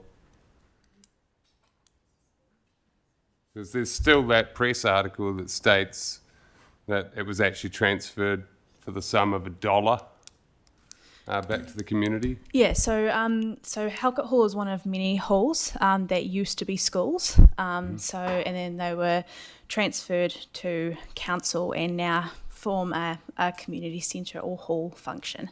So in terms of, I think you were talking about there was potentially a fire at some stage and the hall, potentially not, but yes. So when we're talking about Halkett Hall, we're talking about the former Halkett School, which now has become Halkett Community Centre. There used to be a separate building as you came in on the right that was a hall, and then okay, all good. A lot of these buildings have got our halls and stuff have got almost near original roof or roofs on them. Your average life expectancy for a roof would be 25 to 50 years. Are we being reasonable with our maintenance scheduling for these buildings? No, that's probably not you guys. That's probably more building. But like, if we're going to hand something back to the community, can it be in a fit state? That's absolutely part of the assessment process for all of these halls.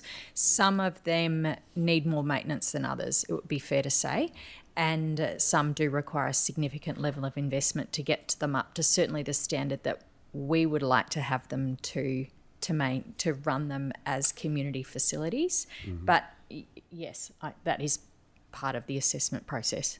Cool. And Selwyn Awards, what did it cost us last year? Do you mean in 2023? Or do you... Yeah. When was the last one? So the last one was 90,200 in sponsorship, but what was the bottom dollar? Sure. So the Selwyn Awards 2025, which was held in August, the council investment of that was $213,000. So let me just find it. There was $361,102 in expenditure, which was offset by sponsorship and ticket sale revenue. Does that answer your question? Yep. Great. I think I've been annoying enough. Thank you. Tracy? Oh, yeah. So is it halls? No, tell a lie. Also Selwyn Awards.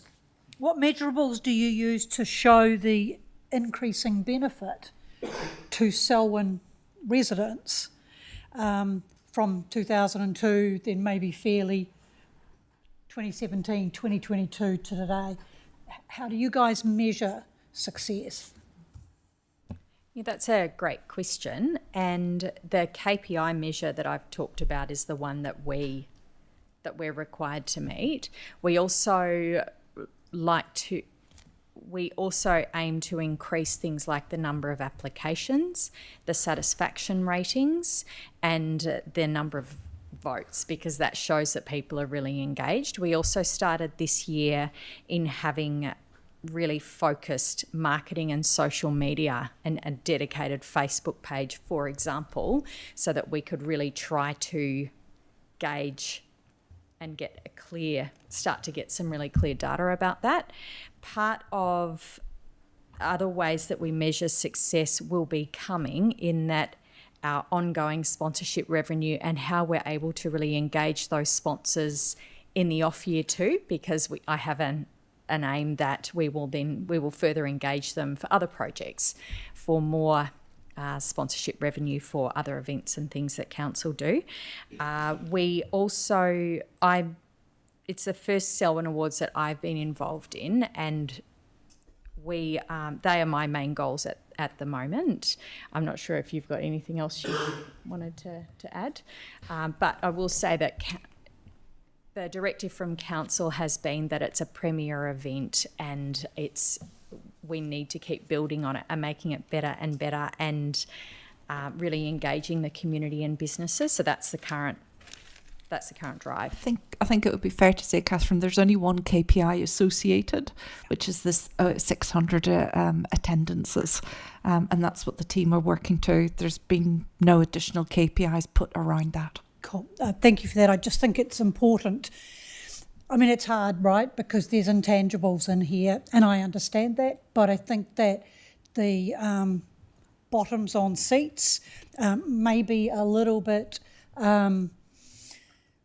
less robust a measure than I would like us to look at, but I also understand that if the dedicated Facebook page and some of those things were the first time things had been done, then there needs to be time to have you can't have a comparison from 1 year, right? So thank you for that. My other question is, do you have an event contractor to arrange the event, and is that included in that's included in that total council expenses? Yes to both. So we do have an event contractor, and that contractor, the main focus this year, so the goal is that every year council take more on and the event contractor does less, so that we're building our capacity and our knowledge and capabilities. So this year, the main focus of the contractor was to work side by side with us with sponsorship and the actual event delivery, whereas next time we will manage more of that ourselves. So yes to a contractor and less each time. And do you have a measure for council staff time? So for example, there's the expenditure, which is all the costs, but then again there's the intangibles, so the allocation of staff time to that equation, so cost plus, I guess I'm saying? Yeah, that's a great question. That isn't in these costs. So we do have a strategic events and sponsorship manager, and that is their primary focus for that time, as you can imagine. That would be something I can absolutely get to you, an indication of the time put in for marketing and the administration side, but I don't have that to hand. I understand that. I guess what I'm getting at as well is that when you have an external contractor, then if they are doing 95% of the work that's required, then that's a way to measure it. But once it comes in-house, that's a little bit more difficult. So thank you. That does answer my questions. This was just a random one, which is not about the halls, so I think you're free to go, or at least until the others. What percentage of our rates collection comes from businesses, and how many rate-paying businesses do we actually have in Selwyn? She says to Arun. Yeah. That's not one that I would feel confident in answering. Yeah, I think in terms of when we've got the broader strategic financial picture in 2 weeks' time. I'm sure we'll take note of that question and ensure that we find some way of wrapping that in.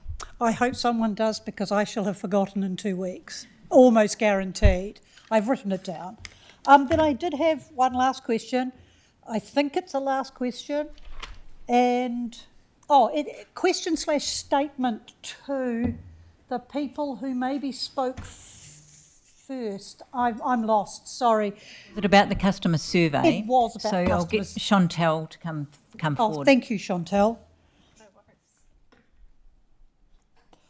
I just wanted to make the comment that I'm pleased to see, I was pleased to see some of the specific feedbacks being acted on, and one in particular which comes from my own experiences and from a lot of people who talk to me, is that with the email system of answering people's inquiries, do it once, do it well, that too often an email is sent with questions and an email is received that doesn't answer all the questions, and off you go like this. And some people will continue to email you to get what they want, and others will walk away frustrated. So I'm really pleased to see that. And my final one is Snap, Send, Solve. The single most consistent complaint that I've received from people about is the Snap's great, the Send's great, and occasionally they see the person come out, so they go and talk to them, but the loop isn't closed. Nobody comes back and says, this is the outcome of it. And I think that's quite a big one when we're looking to direct people into the app as a way to do it, that we close that loop.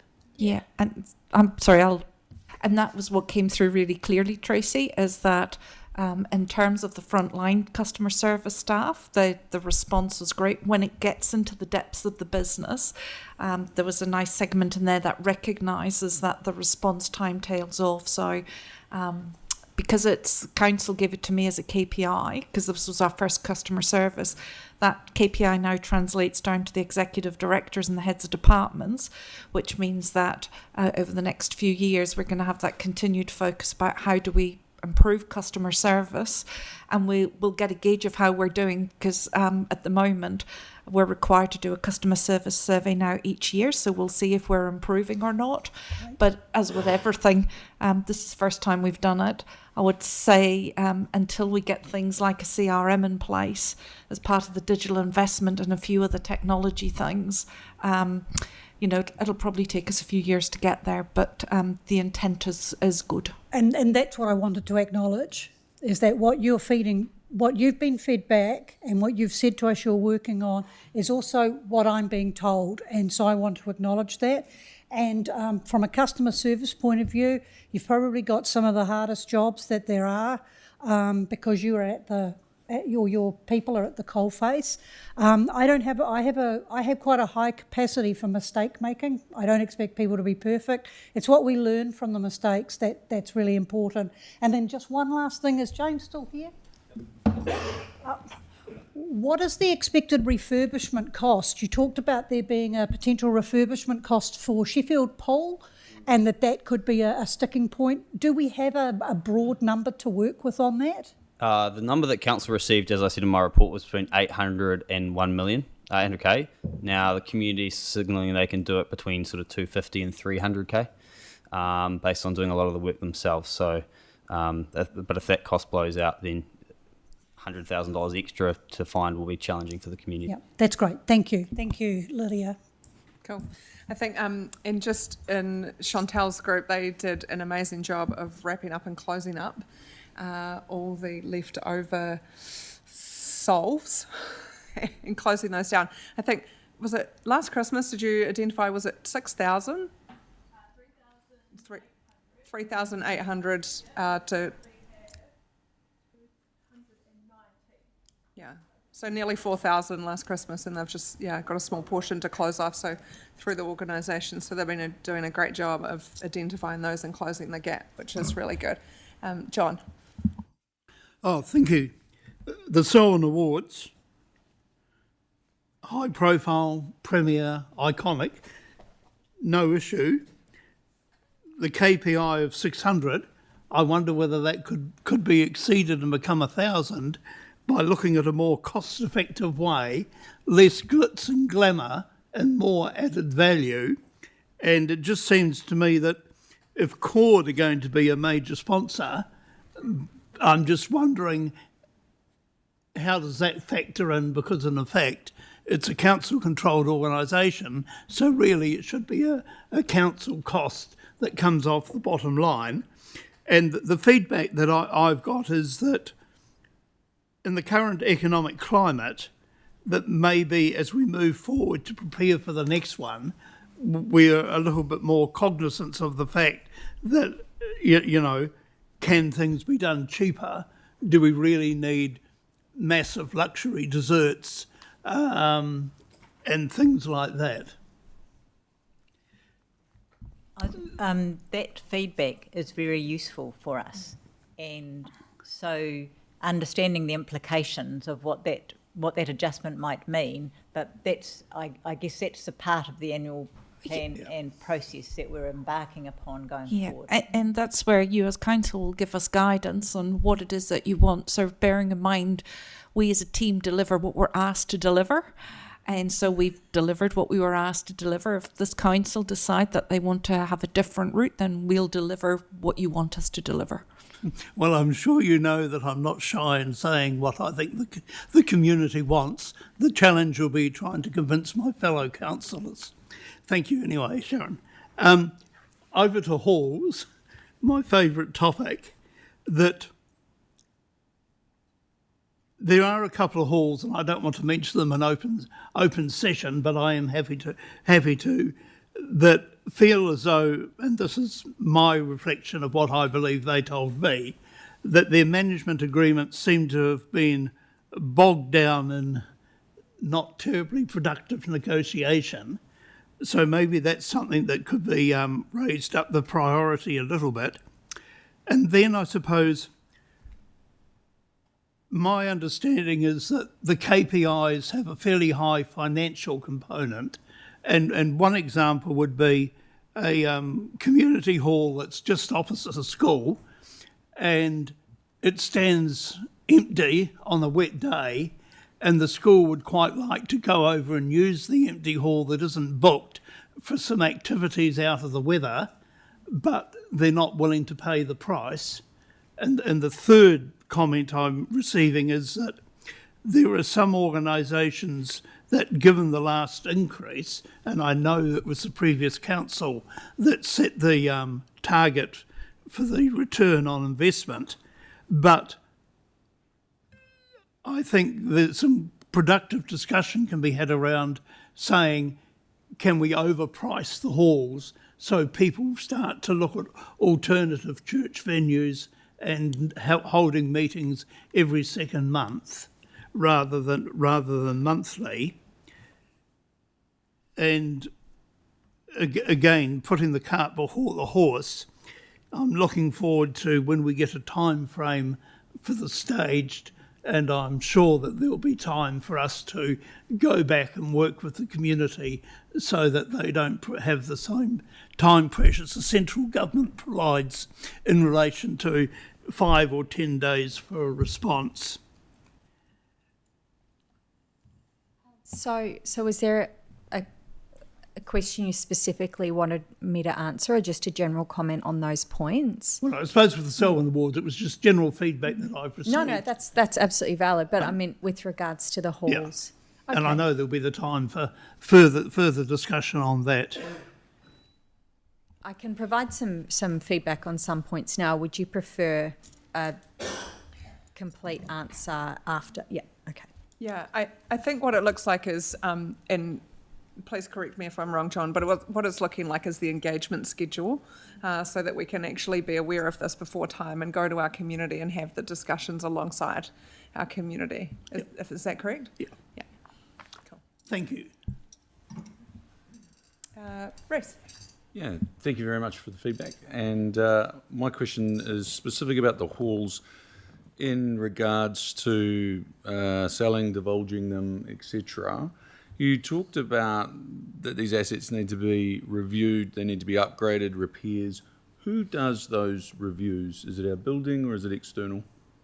It's our internal team that manage that process. Mm-hmm. We do engage contractors, and we have to do some of the work and to assess it. So recently, a whole number of our halls have been assessed by external people as to their condition. It just comes down to who's best to do the work. Mm-hmm. And when Catherine says our, she's referring to our infrastructure and property group who do yes, I am. The whole asset management piece. Thank you.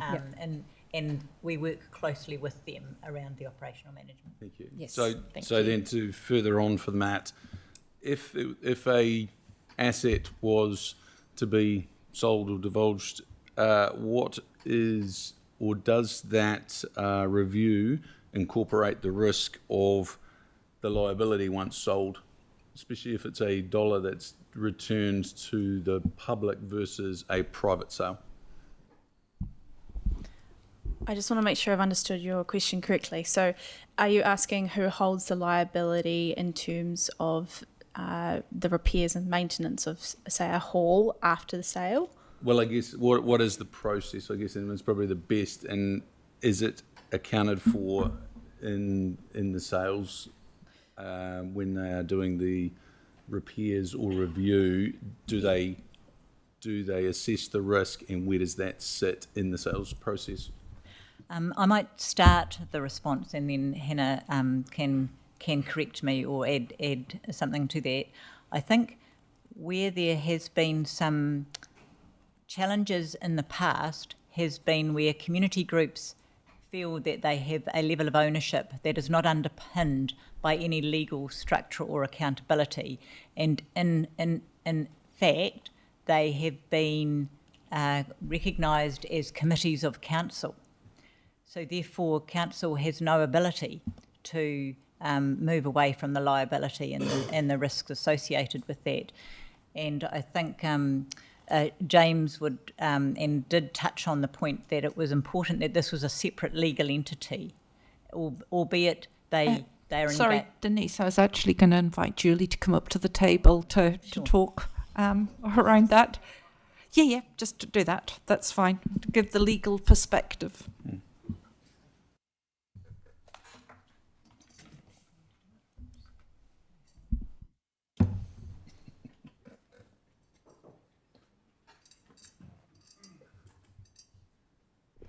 Thank you for bearing with me moving around the room.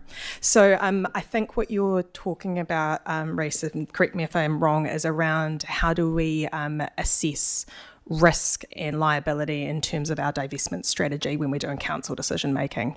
So in terms of any residual legal liabilities, we do look at when we hand those over. So if we look at the Sheffield pool example, our team were heavily involved in making sure that there wasn't any hangover to council when it came back, that they couldn't, that it was handed over on as is, where is basis, and therefore there wasn't risk, I think is what you're alluding to the financial risk to the council pocket when we take it back. So yes, that is absolutely something we do.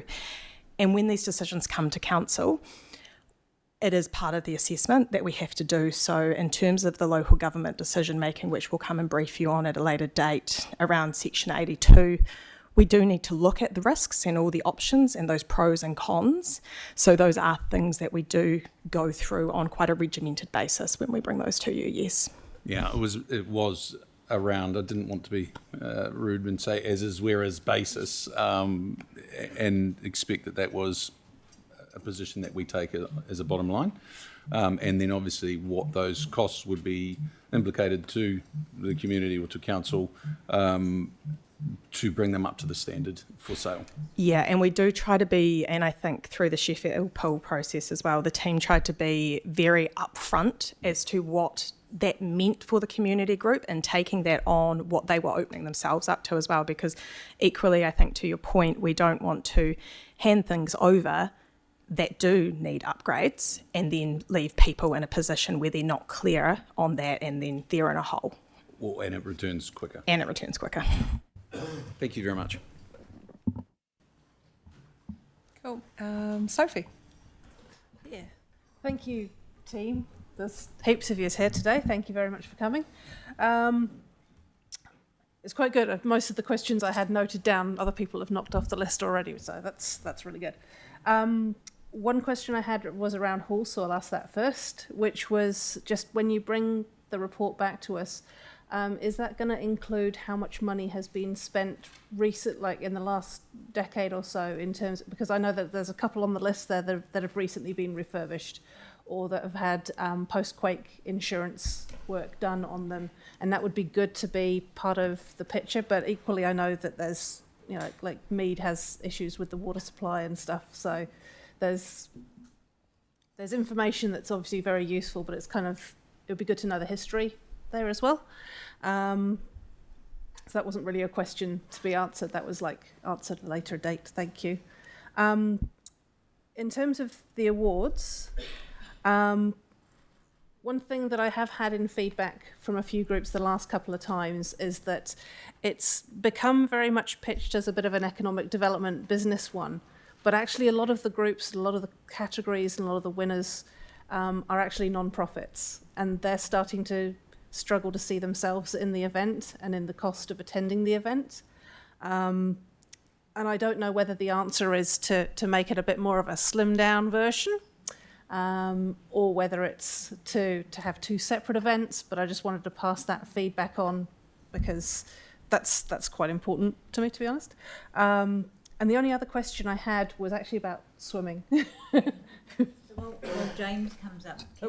I'll just briefly touch on that. So it'll be, some of that feedback will form in part of our post-Selwyn event report that we present to council. That is certainly some messaging that we'd had come through as well. I think it's also that balance, and that will help council to form a view for the next awards. But we did also, which I didn't specifically talk about, have a ticket sponsor for a number of tickets that were available for community groups to come to the awards. So that's certainly a larger focus of ours. Cool, thank you. Hopefully the swim one, not urgent really, but we used to have some of the swimming teachers would go to the schools as well, the ones who have school pools. And I was just wondering, does that still happen? And if so, were those figures contained within the how many school swim lessons were delivered? Yes, that still happens, but no, it wasn't contained in those numbers. So I can get you those numbers. Even after more this. kids. Correct. Cool. Thank you very much. Cool. Sarah. Thank you. Thank you to you, Denise, and your team. I don't think I've got one for you, but customer experience. Sorry. Is there an integrated system that works across the likes of Court, etc.? So if you get a query that comes through from a service that's... Yeah, so we currently have Magic, which integrates through us and can send service requests through to Court. Cool. And it can come back through the RAM, I believe, and that's what the internal departments get the information back from.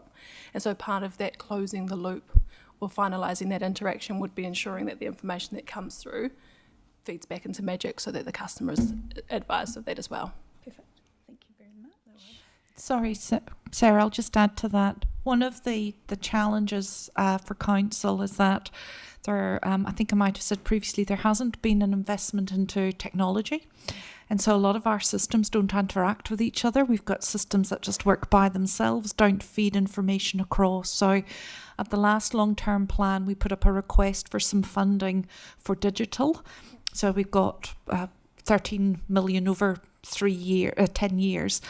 But actually, as we work with you, and we'll bring some presentations back, we need to get some guidance from you, because there is a large technology debt in this organisation in terms of being decades of not investing, and we need to do some catch up. But we're very conscious it needs to be a good return on investment and best bang for buck that ultimately is efficient and gets good customers outcomes. So I guess I'm just using the opportunity to forewarn you that we need to have a bigger conversation about digital, because we just don't have the integrated systems across the organisation, and in some places we're still very manual and paperwork.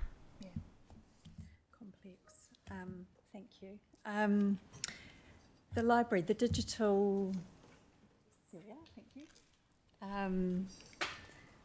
you. Our pathway sounds fantastic. In terms of sort of that digital use profile of customers, do we sort of know who is using digital and how that might work into sort of the Te Paipai strategy for our older customers and get them using more digital? Or Yeah, good question. Increasingly we're thinking about our collections as encouraging our users to think digital and or physical. Like, we're not trying to focus any particular community into only using physical or any particular community into only using digital. So as much as possible, we're trying to, I guess, like, if we've got it, you'll find it as quickly as you can, and it might be digital or physical. Certainly we know we spend a lot of energy trying to encourage older community members to like bridge that digital divide and download the app on their devices. We do that a lot with our outreach vehicle, or like during SWA we were running these sort of digital collection lounges where we're inviting people to come in and we can get them set up. It's really, really easy once you've got it set up the first time, and then once you click on the app you're all logged in and ready to go. So certainly that is a user group we are focusing on as well. yeah, awesome. Thank you. Great work. Thank you. On halls, this is hopefully an easy one, Denise. How often do we review our hireage rates? I was just noticing the Ladbrokes Hall that's got exceptionally high usage, but the income's not particularly good. Annually, it's an annual process, Right. and there is within the long-term plan there's some the formula or the basis on which it is reviewed in terms of the percentage that we can look at. And that consultation with the hall communities, will that typically be both digital and a physical mail-out sort of consultation process? So In relation to the consultation, yes, it will be digital and it will be mail out. We realise that a lot of the people will want to talk to us face to face as well, so we're looking at a variety of mixed methods of engagement across the different stages. So the third stage, consultation, that has to be through the LTP, so that's quite a structured process. The second stage, we're looking at more paper kind of survey methods, and then the first stage is more kind of face-to-face interaction. If I can add also to Ladbrokes, it's quite a unique hall because it sits right next to a school, and there's a water pipe that goes across the school, and so there's a historic arrangement there where the school uses the hall for free because of the water pipe that goes across the school. Thank you. Yes, and that does contribute to the usage, but also there's a facility hire agreement there that I touched on, which is a historical agreement as well. So we can provide more information on those. Got a good deal. Yeah. Thank you. Cool. Thanks, Sarah. Elizabeth. Hi, you can stay there. Stay there. Right, so I'm coming back to the community engagement, asking about the ideas for the future of the halls. Obviously, having the privilege of doing 3 years as a councillor and seeing what the community responds to, I think it would be nice to know if we could have a collaboration between the councillors and the staff for the community engagement over the halls. I think it would be the most proactive way to go forward, and whether we can host in every single one of those halls at town hall meetings, and where you bring the questionnaires in the paper and it's set dates and people can turn up and they can have the two-way conversations, ask questions, offload history, all the rest of it. I'd like to know that because we're obviously the people who are receiving all the complaints from the community. It's very difficult for us to feed back all of that to you, so I think that would be a great opportunity to really put it all together in the one day, in that one session. Let's go on to the next question. Next question, this one is for James. Just in terms of response to... Yep, sure. Yeah, so in terms of that, as I said before, so we're going to do a large range of mixed methods of engagement. That's how we get the most participation. One of the methods that we have got is what you have talked about in terms of a town hall type meeting or a drop-in option or something like that. And yeah, again, I'm happy to talk further about councillor engagement in that. Yeah, definitely we'll be doing it, and you will get a full version in terms of the engagement plan, how we're going to do it, timeline in that report that Denise talked about previously. So you'll be able to see what we're going to do, how we're going to do it, and when. Great, because I'm sure some of us have got ideas and we like to feed into that consultation document. James, for you, obviously there's a bit here, and this probably crosses over a little bit into what Sophie raised as well with the feedback on the awards. But in terms of the flexibility of the payment to increase participation, do we have discounted rates for obviously like gold card holders, family community services card, people on the lower income brackets? Because obviously there's an option for them to pay things down, but do we actually have a reduced payment? Or people who've got more than 2 children, they get a reduced payment for the third child, that sort of thing? Because it'd be just nice to know that we're facilitating some of those other families who might be struggling a little bit. And given that we've finally got something that's generating a higher revenue than its operational costs, it'd be nice to know that we're utilising it to offset costs for the community. Yeah, so I'll touch on the different discounts we have in a minute. Overall, as the aquatic centre, we are operating at about a 50% user pays model overall, as per the revenue and financing policy. So that contributes to offsetting some of the costs of the facility. So the activity as a whole, the pool activity as a whole, isn't actually generating revenue, only learned swimmers. And the reduction of that revenue would lead to a higher rates take from community. So I just want to put that out there before we start talking about discounts. Discounts, there's a wide variety of discounts, and it's probably easier if I send through fees and charges after this. So there is a discount for multiple children in swim school. There's certain discounts available to community card holders, gold card holders, depending on the activity. Generally, it's about 25% across those activities.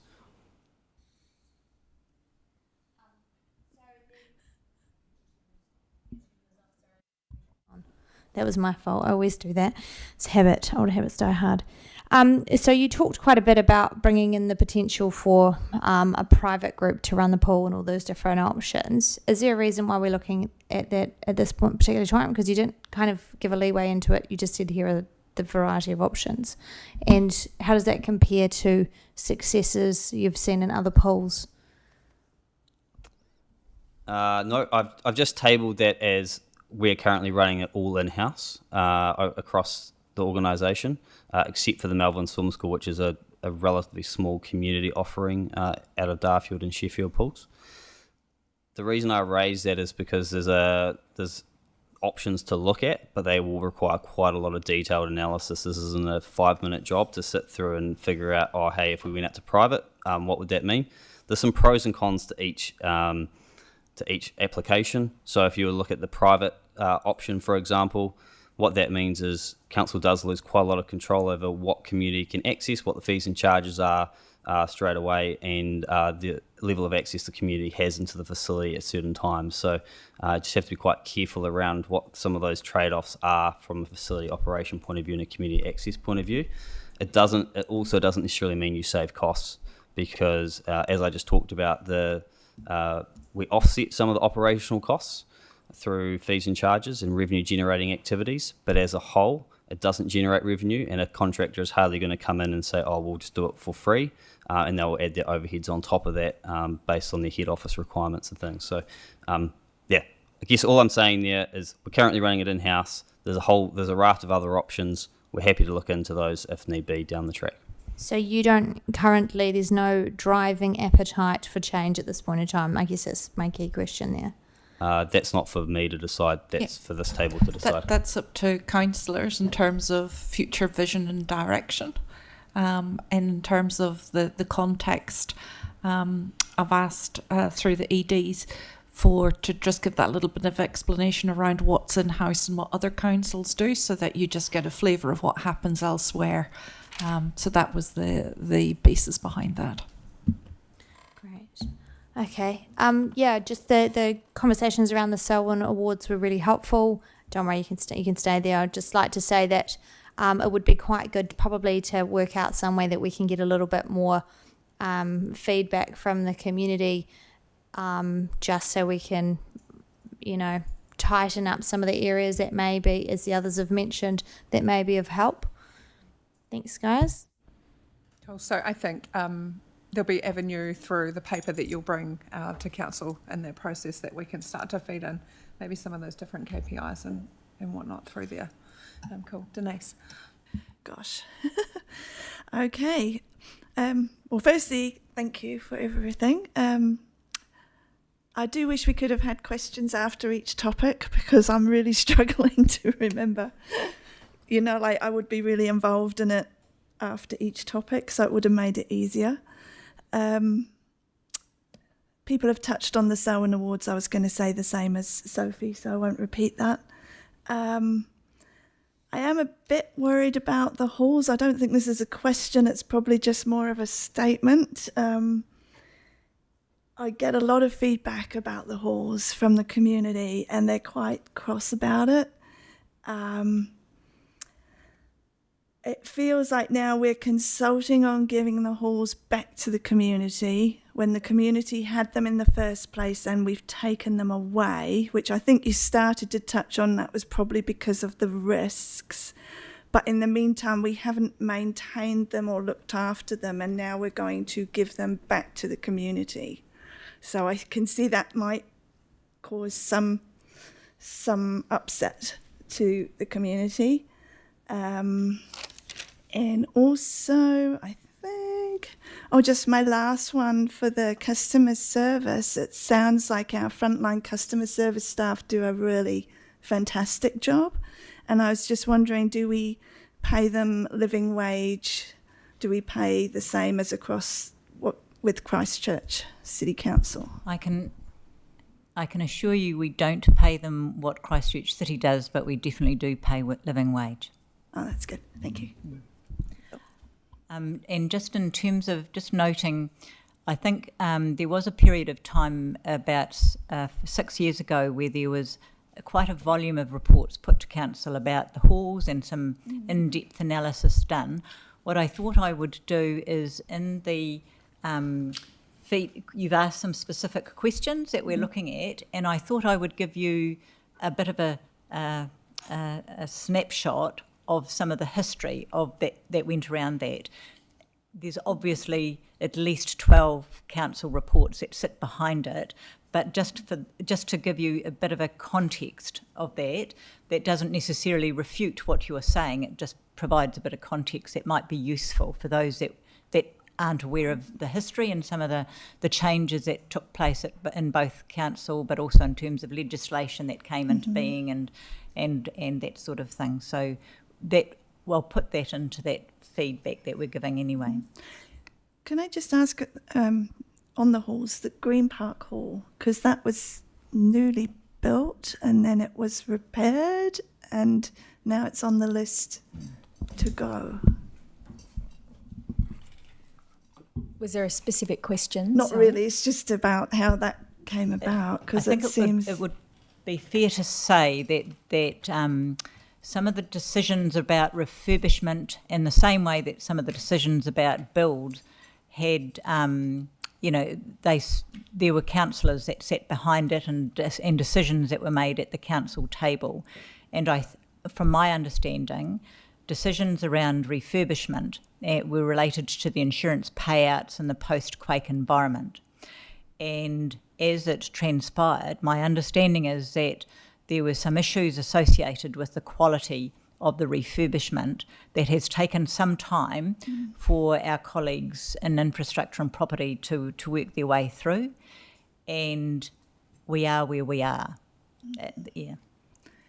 Do we need to maybe promote the Green Park Hall more? Because I know in Lincoln I get community groups coming to me saying that they find it hard to get space now in the event centre and in the library. So is that a potential use we could look at? Yeah, absolutely. And that is something that we have been marketing. So it's recently been reopened, and that has been a real focus. We've put a spotlight on it. We've done a community open day that a couple of councillors came to, earlier this year it was. Yeah. Gosh, the time goes.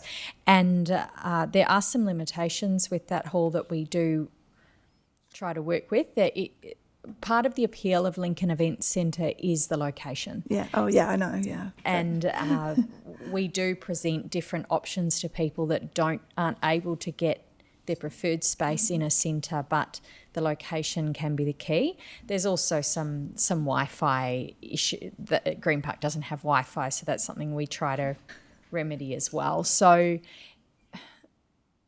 services provided and location are the two keys for people looking for a hall. But we are absolutely trying to mitigate those. Okay, thank you. If I can also just add a little bit of context around Green Park Hall specifically. So the project is not about we're going to get rid of these halls. That's not the project. The project is we're not getting a great use and we're not getting a great revenue. So what other options can we look at? And potentially they would have better use or more revenue if they were run by a different legal entity to council. So that is just one of the options. And that's the reason why we're going through the engagement process is to be able to find out what are the best options and what does the community actually want. So in terms of Green Park, the refurbishment costs that we've put into is obviously going to be a factor that will come into what options we put forward in terms of LTP considerations and that kind of thing. And in terms of the option that we were talking about in the slides, so Green Park has an option that we're looking at. In terms of that, the interest is around the land surrounding the hall and not the hall itself. So that if that option went ahead, then community access to the hall would remain the same. So it would increase because we'd have more visitors to the land around it, but also the same amount of community use. So again, it's not about we're getting rid of the halls. It's about how do we improve use. Okay, thank you. Cool. Big Red. It was, you've just turned yourself off. Are you okay if I flick that off? So, thank you. There you go. Right. Oh, hey, just a few comments. Thanks for all the presentations and thanks for all the work you do. It probably sort of sounds a bit thankless at the moment. Good numbers from James though with the swimming pool numbers, and I think all the message I give to people, because I get asked a lot about swimming pool levies, probably like we do about a lot of levies and rates, but I just reiterate to people that it's a life event. And you look at the drowning numbers and you look at the risk register that we've talked about today and you go, hey, what's more important? Sometimes you go, well, we take an asset away from council, but does a kid end up drowning in a river because they didn't learn how to swim? So there's sort of lots of aspects behind that. Just read the Selwyn Awards. For probably a lot of people in Selwyn, it's probably the one night of the 2 years they can get dressed up and dollied up and look sharp. And if you were to do the true costing of it, it'd probably be $350, $400 a ticket as opposed to $150. Would I be right on that? That's quite accurate. Yeah. I think. I mean, maybe next time you just advertise, like still format may be the same or a bit different, but just advertise the tickets as half price. You know. But I mean, that's actually the reality of it, though. And you could be more of an uptake and get the 600 to 1,000. Thanks, guys.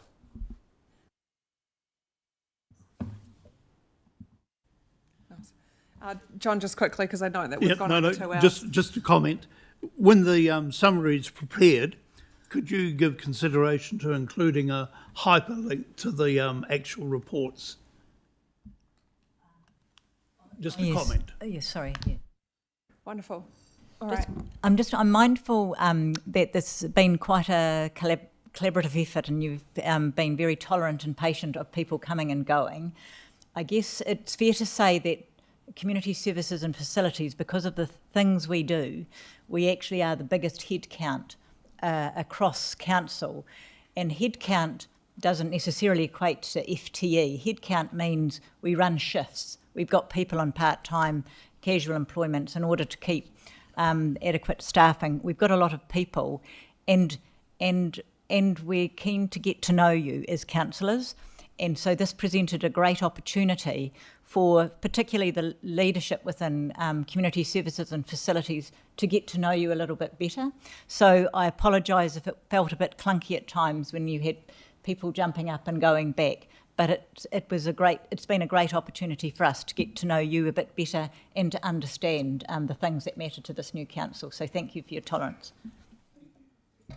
Great. Yeah, thank you, Denise. I think, we'll break and I'll see you back here at, can we do past, please?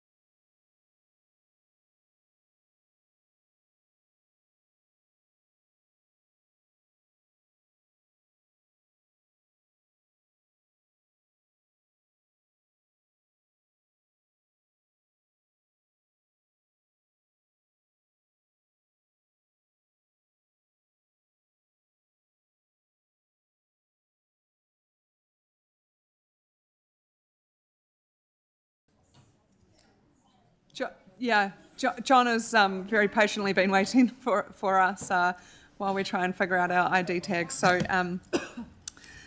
take it away, John.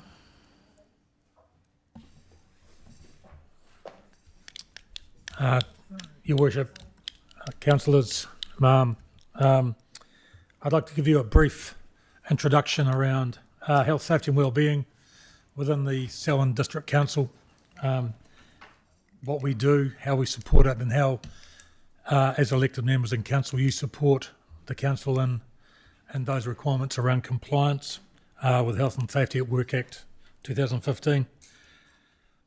So the Health and Safety at Work Act is the primary legislation we work to. It's governing workplace health and safety. It applies to all workplaces, including us, and various roles. So there are persons conducting a business or undertaking what we call a PCBU, which is the council as such. There are officers, which is the elected members, and there are workers. So the core focus is preventing harm across all of the council by being a proactive, collaborative approach in managing the risk in the workplace rather than responding after incidents occur. We do this a number of ways, and our primary duties are, maintaining a safe workplace through things like critical risk, our critical risk framework. We're also maintaining safe plant and structures, and by maintaining safe systems of work. Part of that is also ensuring safe handling and storage of chemicals and substances, but also the welfare of our people. And it's becoming more prevalent that psychosocial safety is at the forefront of work safe and workers' minds as we move into a new leadership roles. About that, we also provide information, training and instruction around health, safety and wellbeing, psychosocial safety, critical risk.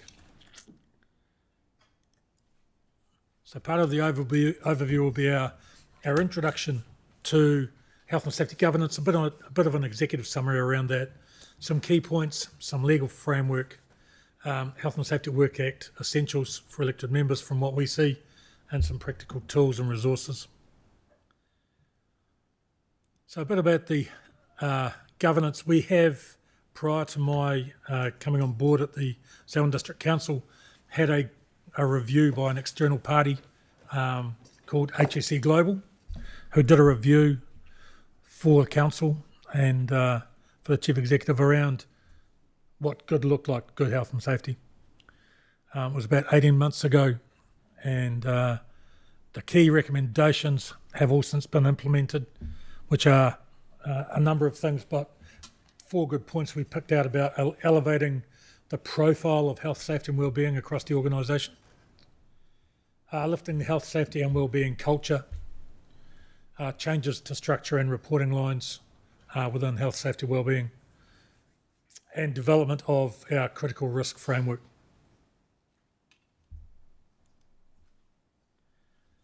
So governance foundations refer to the Health and Safety at Work Act essentially all the time. Elected members, however, shape culture, set expectations and prioritise health and safety within the legal framework, and understand psychosocial safety and its implications to the Selwyn District Council staff, but also yourselves. Some practical governance tools include things like checklists that we provide, site visit guidelines and walkarounds, reporting outlines and changing impact on how it works. So due diligence under the Health and Safety Work Act, officers must be proactive and verify that the health and safety systems are effectively in place. Focus on learning, anticipating risk, planning resources, reviewing verification, and monitoring actions and outcomes. Under leadership responsibilities, elected members lead by setting the tone, if you like, allocating suitable resources that we are able to be effective, and ensuring critical risks are known and understood. Our initial priorities we see as understanding the critical risk and their importance across council, reviewing the health and safety at work plans, understanding the reporting that comes through the Audit and Risk Committee and Ropu Maratu, and embedding site visits in monthly tasks. So going out and understanding work as imagined versus work as done.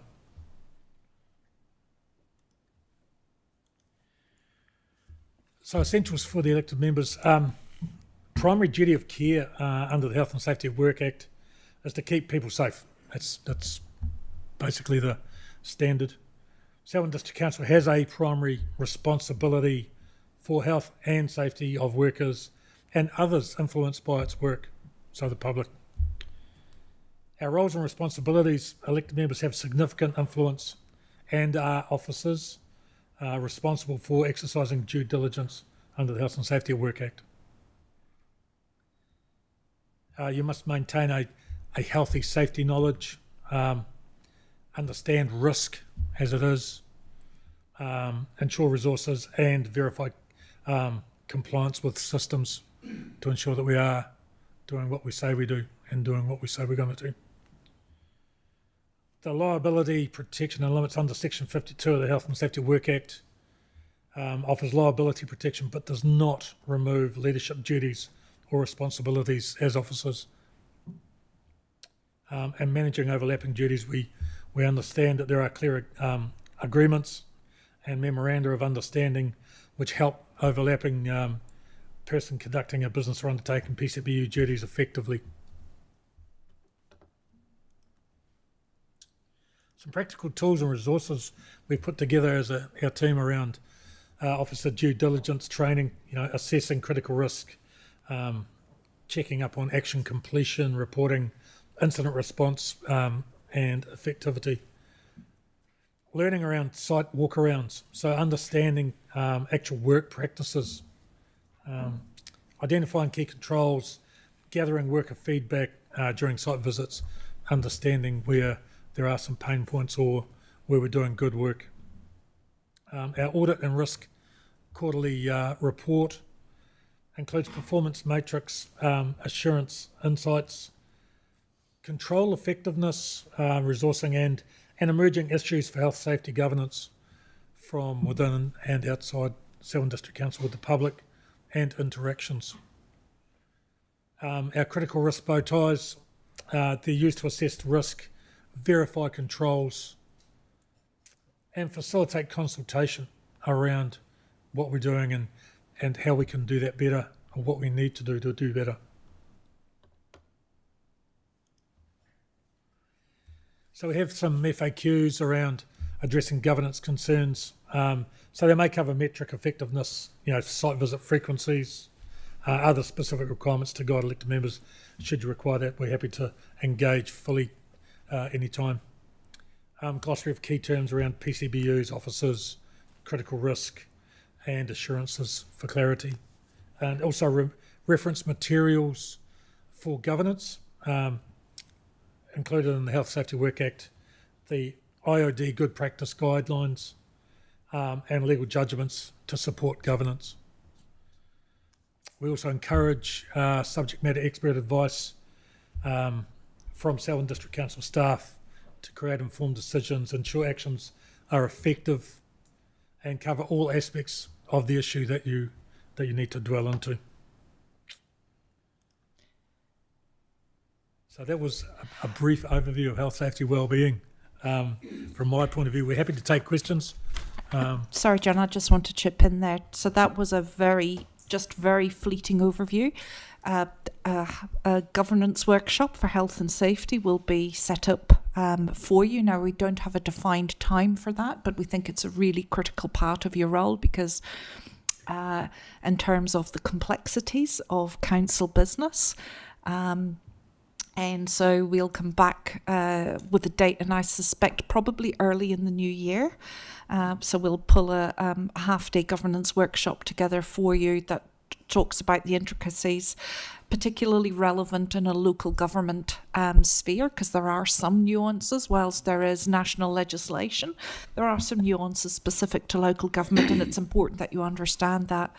once we've taken you through the governance workshop, what we do have is a schedule of visits. So we partner with councillors and we go out to all different aspects of the business, and we do health and safety visits, and a broad range of staff are there. And in terms of part of the governance workshop training is some top tips about how to ask questions around a governance point of view for health and safety. So it is good practice. But we've not been able to fit that workshop in for you prior to Christmas because there's so many other things to share with you. But I just wanted to flag that that is coming, and we'll make sure that that is the early part of the new year. Cool. Thanks, Sharon. Thanks, John. Yeah, the health and safety walkarounds I've found really valuable. To eyes on, it's practical. You ask the questions. You're there, seeing what's going on. So yeah, I look forward to the schedule coming out for you all to go and attend your health and safety walkarounds. But first up, we've got John. Thank you. So, as a councillor, what's my legal liability? I shall defer to our legal counsel. So as councillors, you are officers under the Health and Safety at Work Act, which means that you are liable at both a civil level and could be at the extreme level liable at a criminal level for the acts of council. That said, you are covered by the indemnity under the Local Government Act. In terms of, for civil liabilities, we hold insurance, and then that indemnifies you for any costs or fines related to that. For criminal liability, you are indemnified provided, and this is the same under our insurance as well, we went away and double checked this morning for you, provided that you are found innocent or not guilty, then your any costs would be covered at that point in time as well. Criminal liability, for those of you who know anything about health and safety law in New Zealand, is extreme. In fact, we've only just taken one of the first criminal cases, and they pulled us back from the Whakaari Waikaira criminal prosecution. So it's not a typical thing that WorkSafe do in New Zealand. It would be extreme negligence at a governance level that would lead to that. But worst case scenario, I could finish spending 3 months or something in paid accommodation. It would have to be at the level, yes, I guess. But what you would be looking at, and John might want to add to that, would be you have ignored the fact that there is an extreme risk to life of our activities. The information has been brought to you. You have closed your eyes to that information. You have done nothing about it.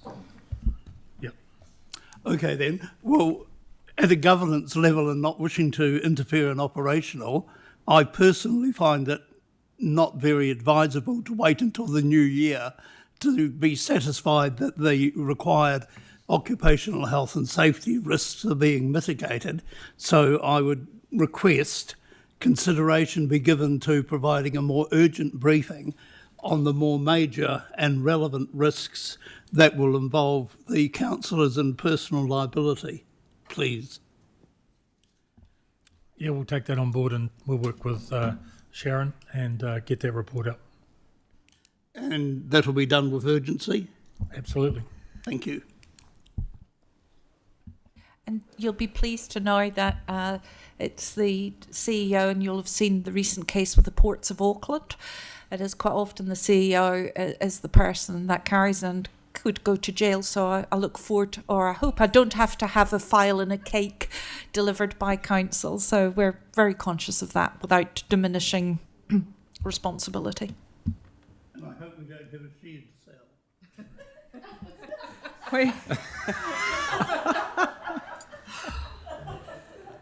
Cheapest. It's gone wayward this afternoon. I'll take that as a compliment, John. I think we'd be divided. Yeah, look, it is important, and I think, you know, these measures, health and safety is in place, so it's not like it's just stopped at the end of the training, but it is really good to understand what are our critical risks for us as a governance group and an organisation, so we can work together to try and find something to bring that schedule forward. Next up is Reece. Just a very quick one. The council, I see there was the word Vault. Is council using the platform Vault for its health and safety? Yes, we do. Vault is a platform by IdeaGen. Yeah. It's a very complex platform.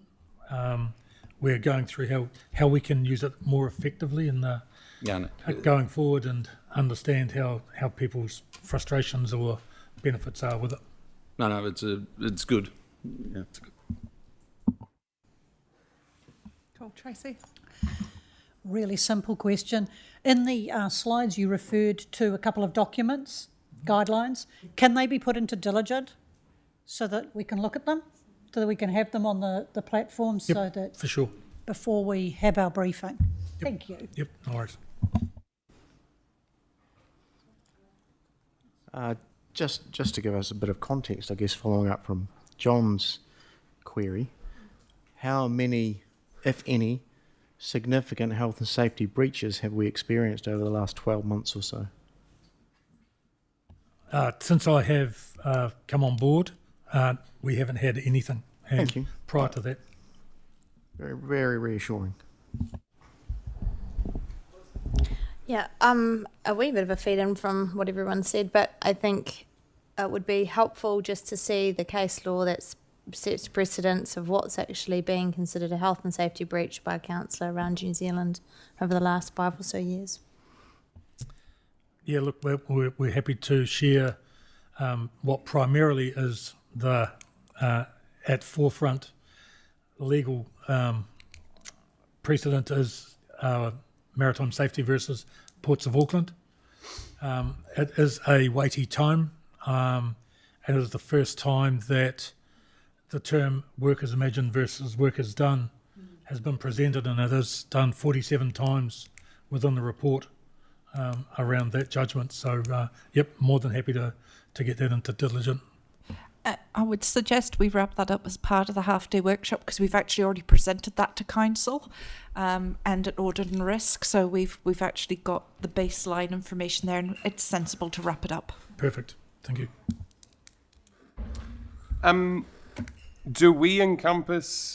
Does our health and safety policies encompass Pines Resources and the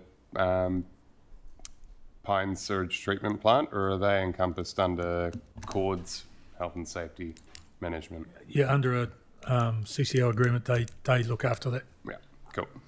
That will be the case once you do water. So where we have a significant contractor in place, which is I think what you're asking around the CORD thing, that comes to the concept of overlapping duties, which is... John, do you want to speak there? Do you want me to finish? You carry on. No, you carry on. So in terms of overlapping duties, which is CORD has the responsibility for operational delivery under that contract. Therefore, they have the primary obligation to their people and the people they employ and people coming on site under that control for health and safety. Your obligation as a council is to make sure that we ask CORD, do you have sufficient policies in place? Are you having significant breaches? And John might want to speak to some of the reporting we get back on that. And under that, it is, here's the extent of influence over the work being done. So as an overlapping PCBU, you have a requirement for governance to understand, are there critical risks? What controls are in place? Are they effective? And are they actually doing something about it? And how do they report that? Quite often that comes through the statement of expectation that council can put through, and there has been a quarterly catch-up of governance from CORD and the Chair of Audit and Risk, the Mayor, CEO and CFO, and they provide to the Chair of Audit and Risk an overview of their health and safety, so it gets reported on and the parent company get to see examples of any health and safety challenges that they have, so we complete the loop. And cool. John's team work really closely with CORD in terms of making sure that there is good alignment at an operational level as well as governance. Awesome. Cool. May I just, sorry, one little bit probably that's just triggered my memory on something I should have answered on the liability question earlier, as well as council, while council as an entity and officers such as the CE have responsibilities under the Health and Safety and liability under the Health and Safety Work Act for CCOs. Elected officials under the Local Government Act are not liable for CCO actions personally. So that's your one little carve out there. Cool. Do we have any more questions on health and safety today? Today's?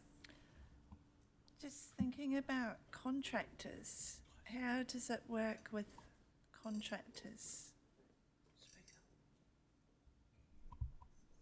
Oh, I'll need to go close. Just thinking about contractors, not CCOs. How does the health and safety, like of the council, how do you work with the contractors to make sure they're meeting Health and safety requirements? contractors need to be pre-qualified, so they need to provide a number of aspects around training, insurance, process around the task they're going to do, and anything that requires something specific or within the critical risk path. And so that's done by also the project managers and some overview from us.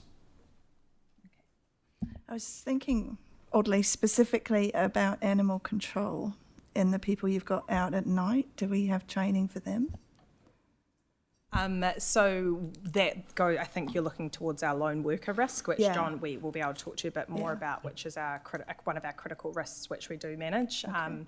Yes, in terms of contractors, it's again that liability is thing. And I think the critical thing around health and safety, which John, tell me if you disagree, is there's with any legal compliance, there's the bottom line of what the law requires, and then there's what good practice is. And we're aiming for always good practice, not bottom line compliance.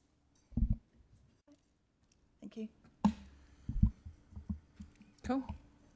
All right. Oh, well, we look forward to our in-depth health and safety workshop and our walk-arounds, but I think that is it for today, if there's no more questions.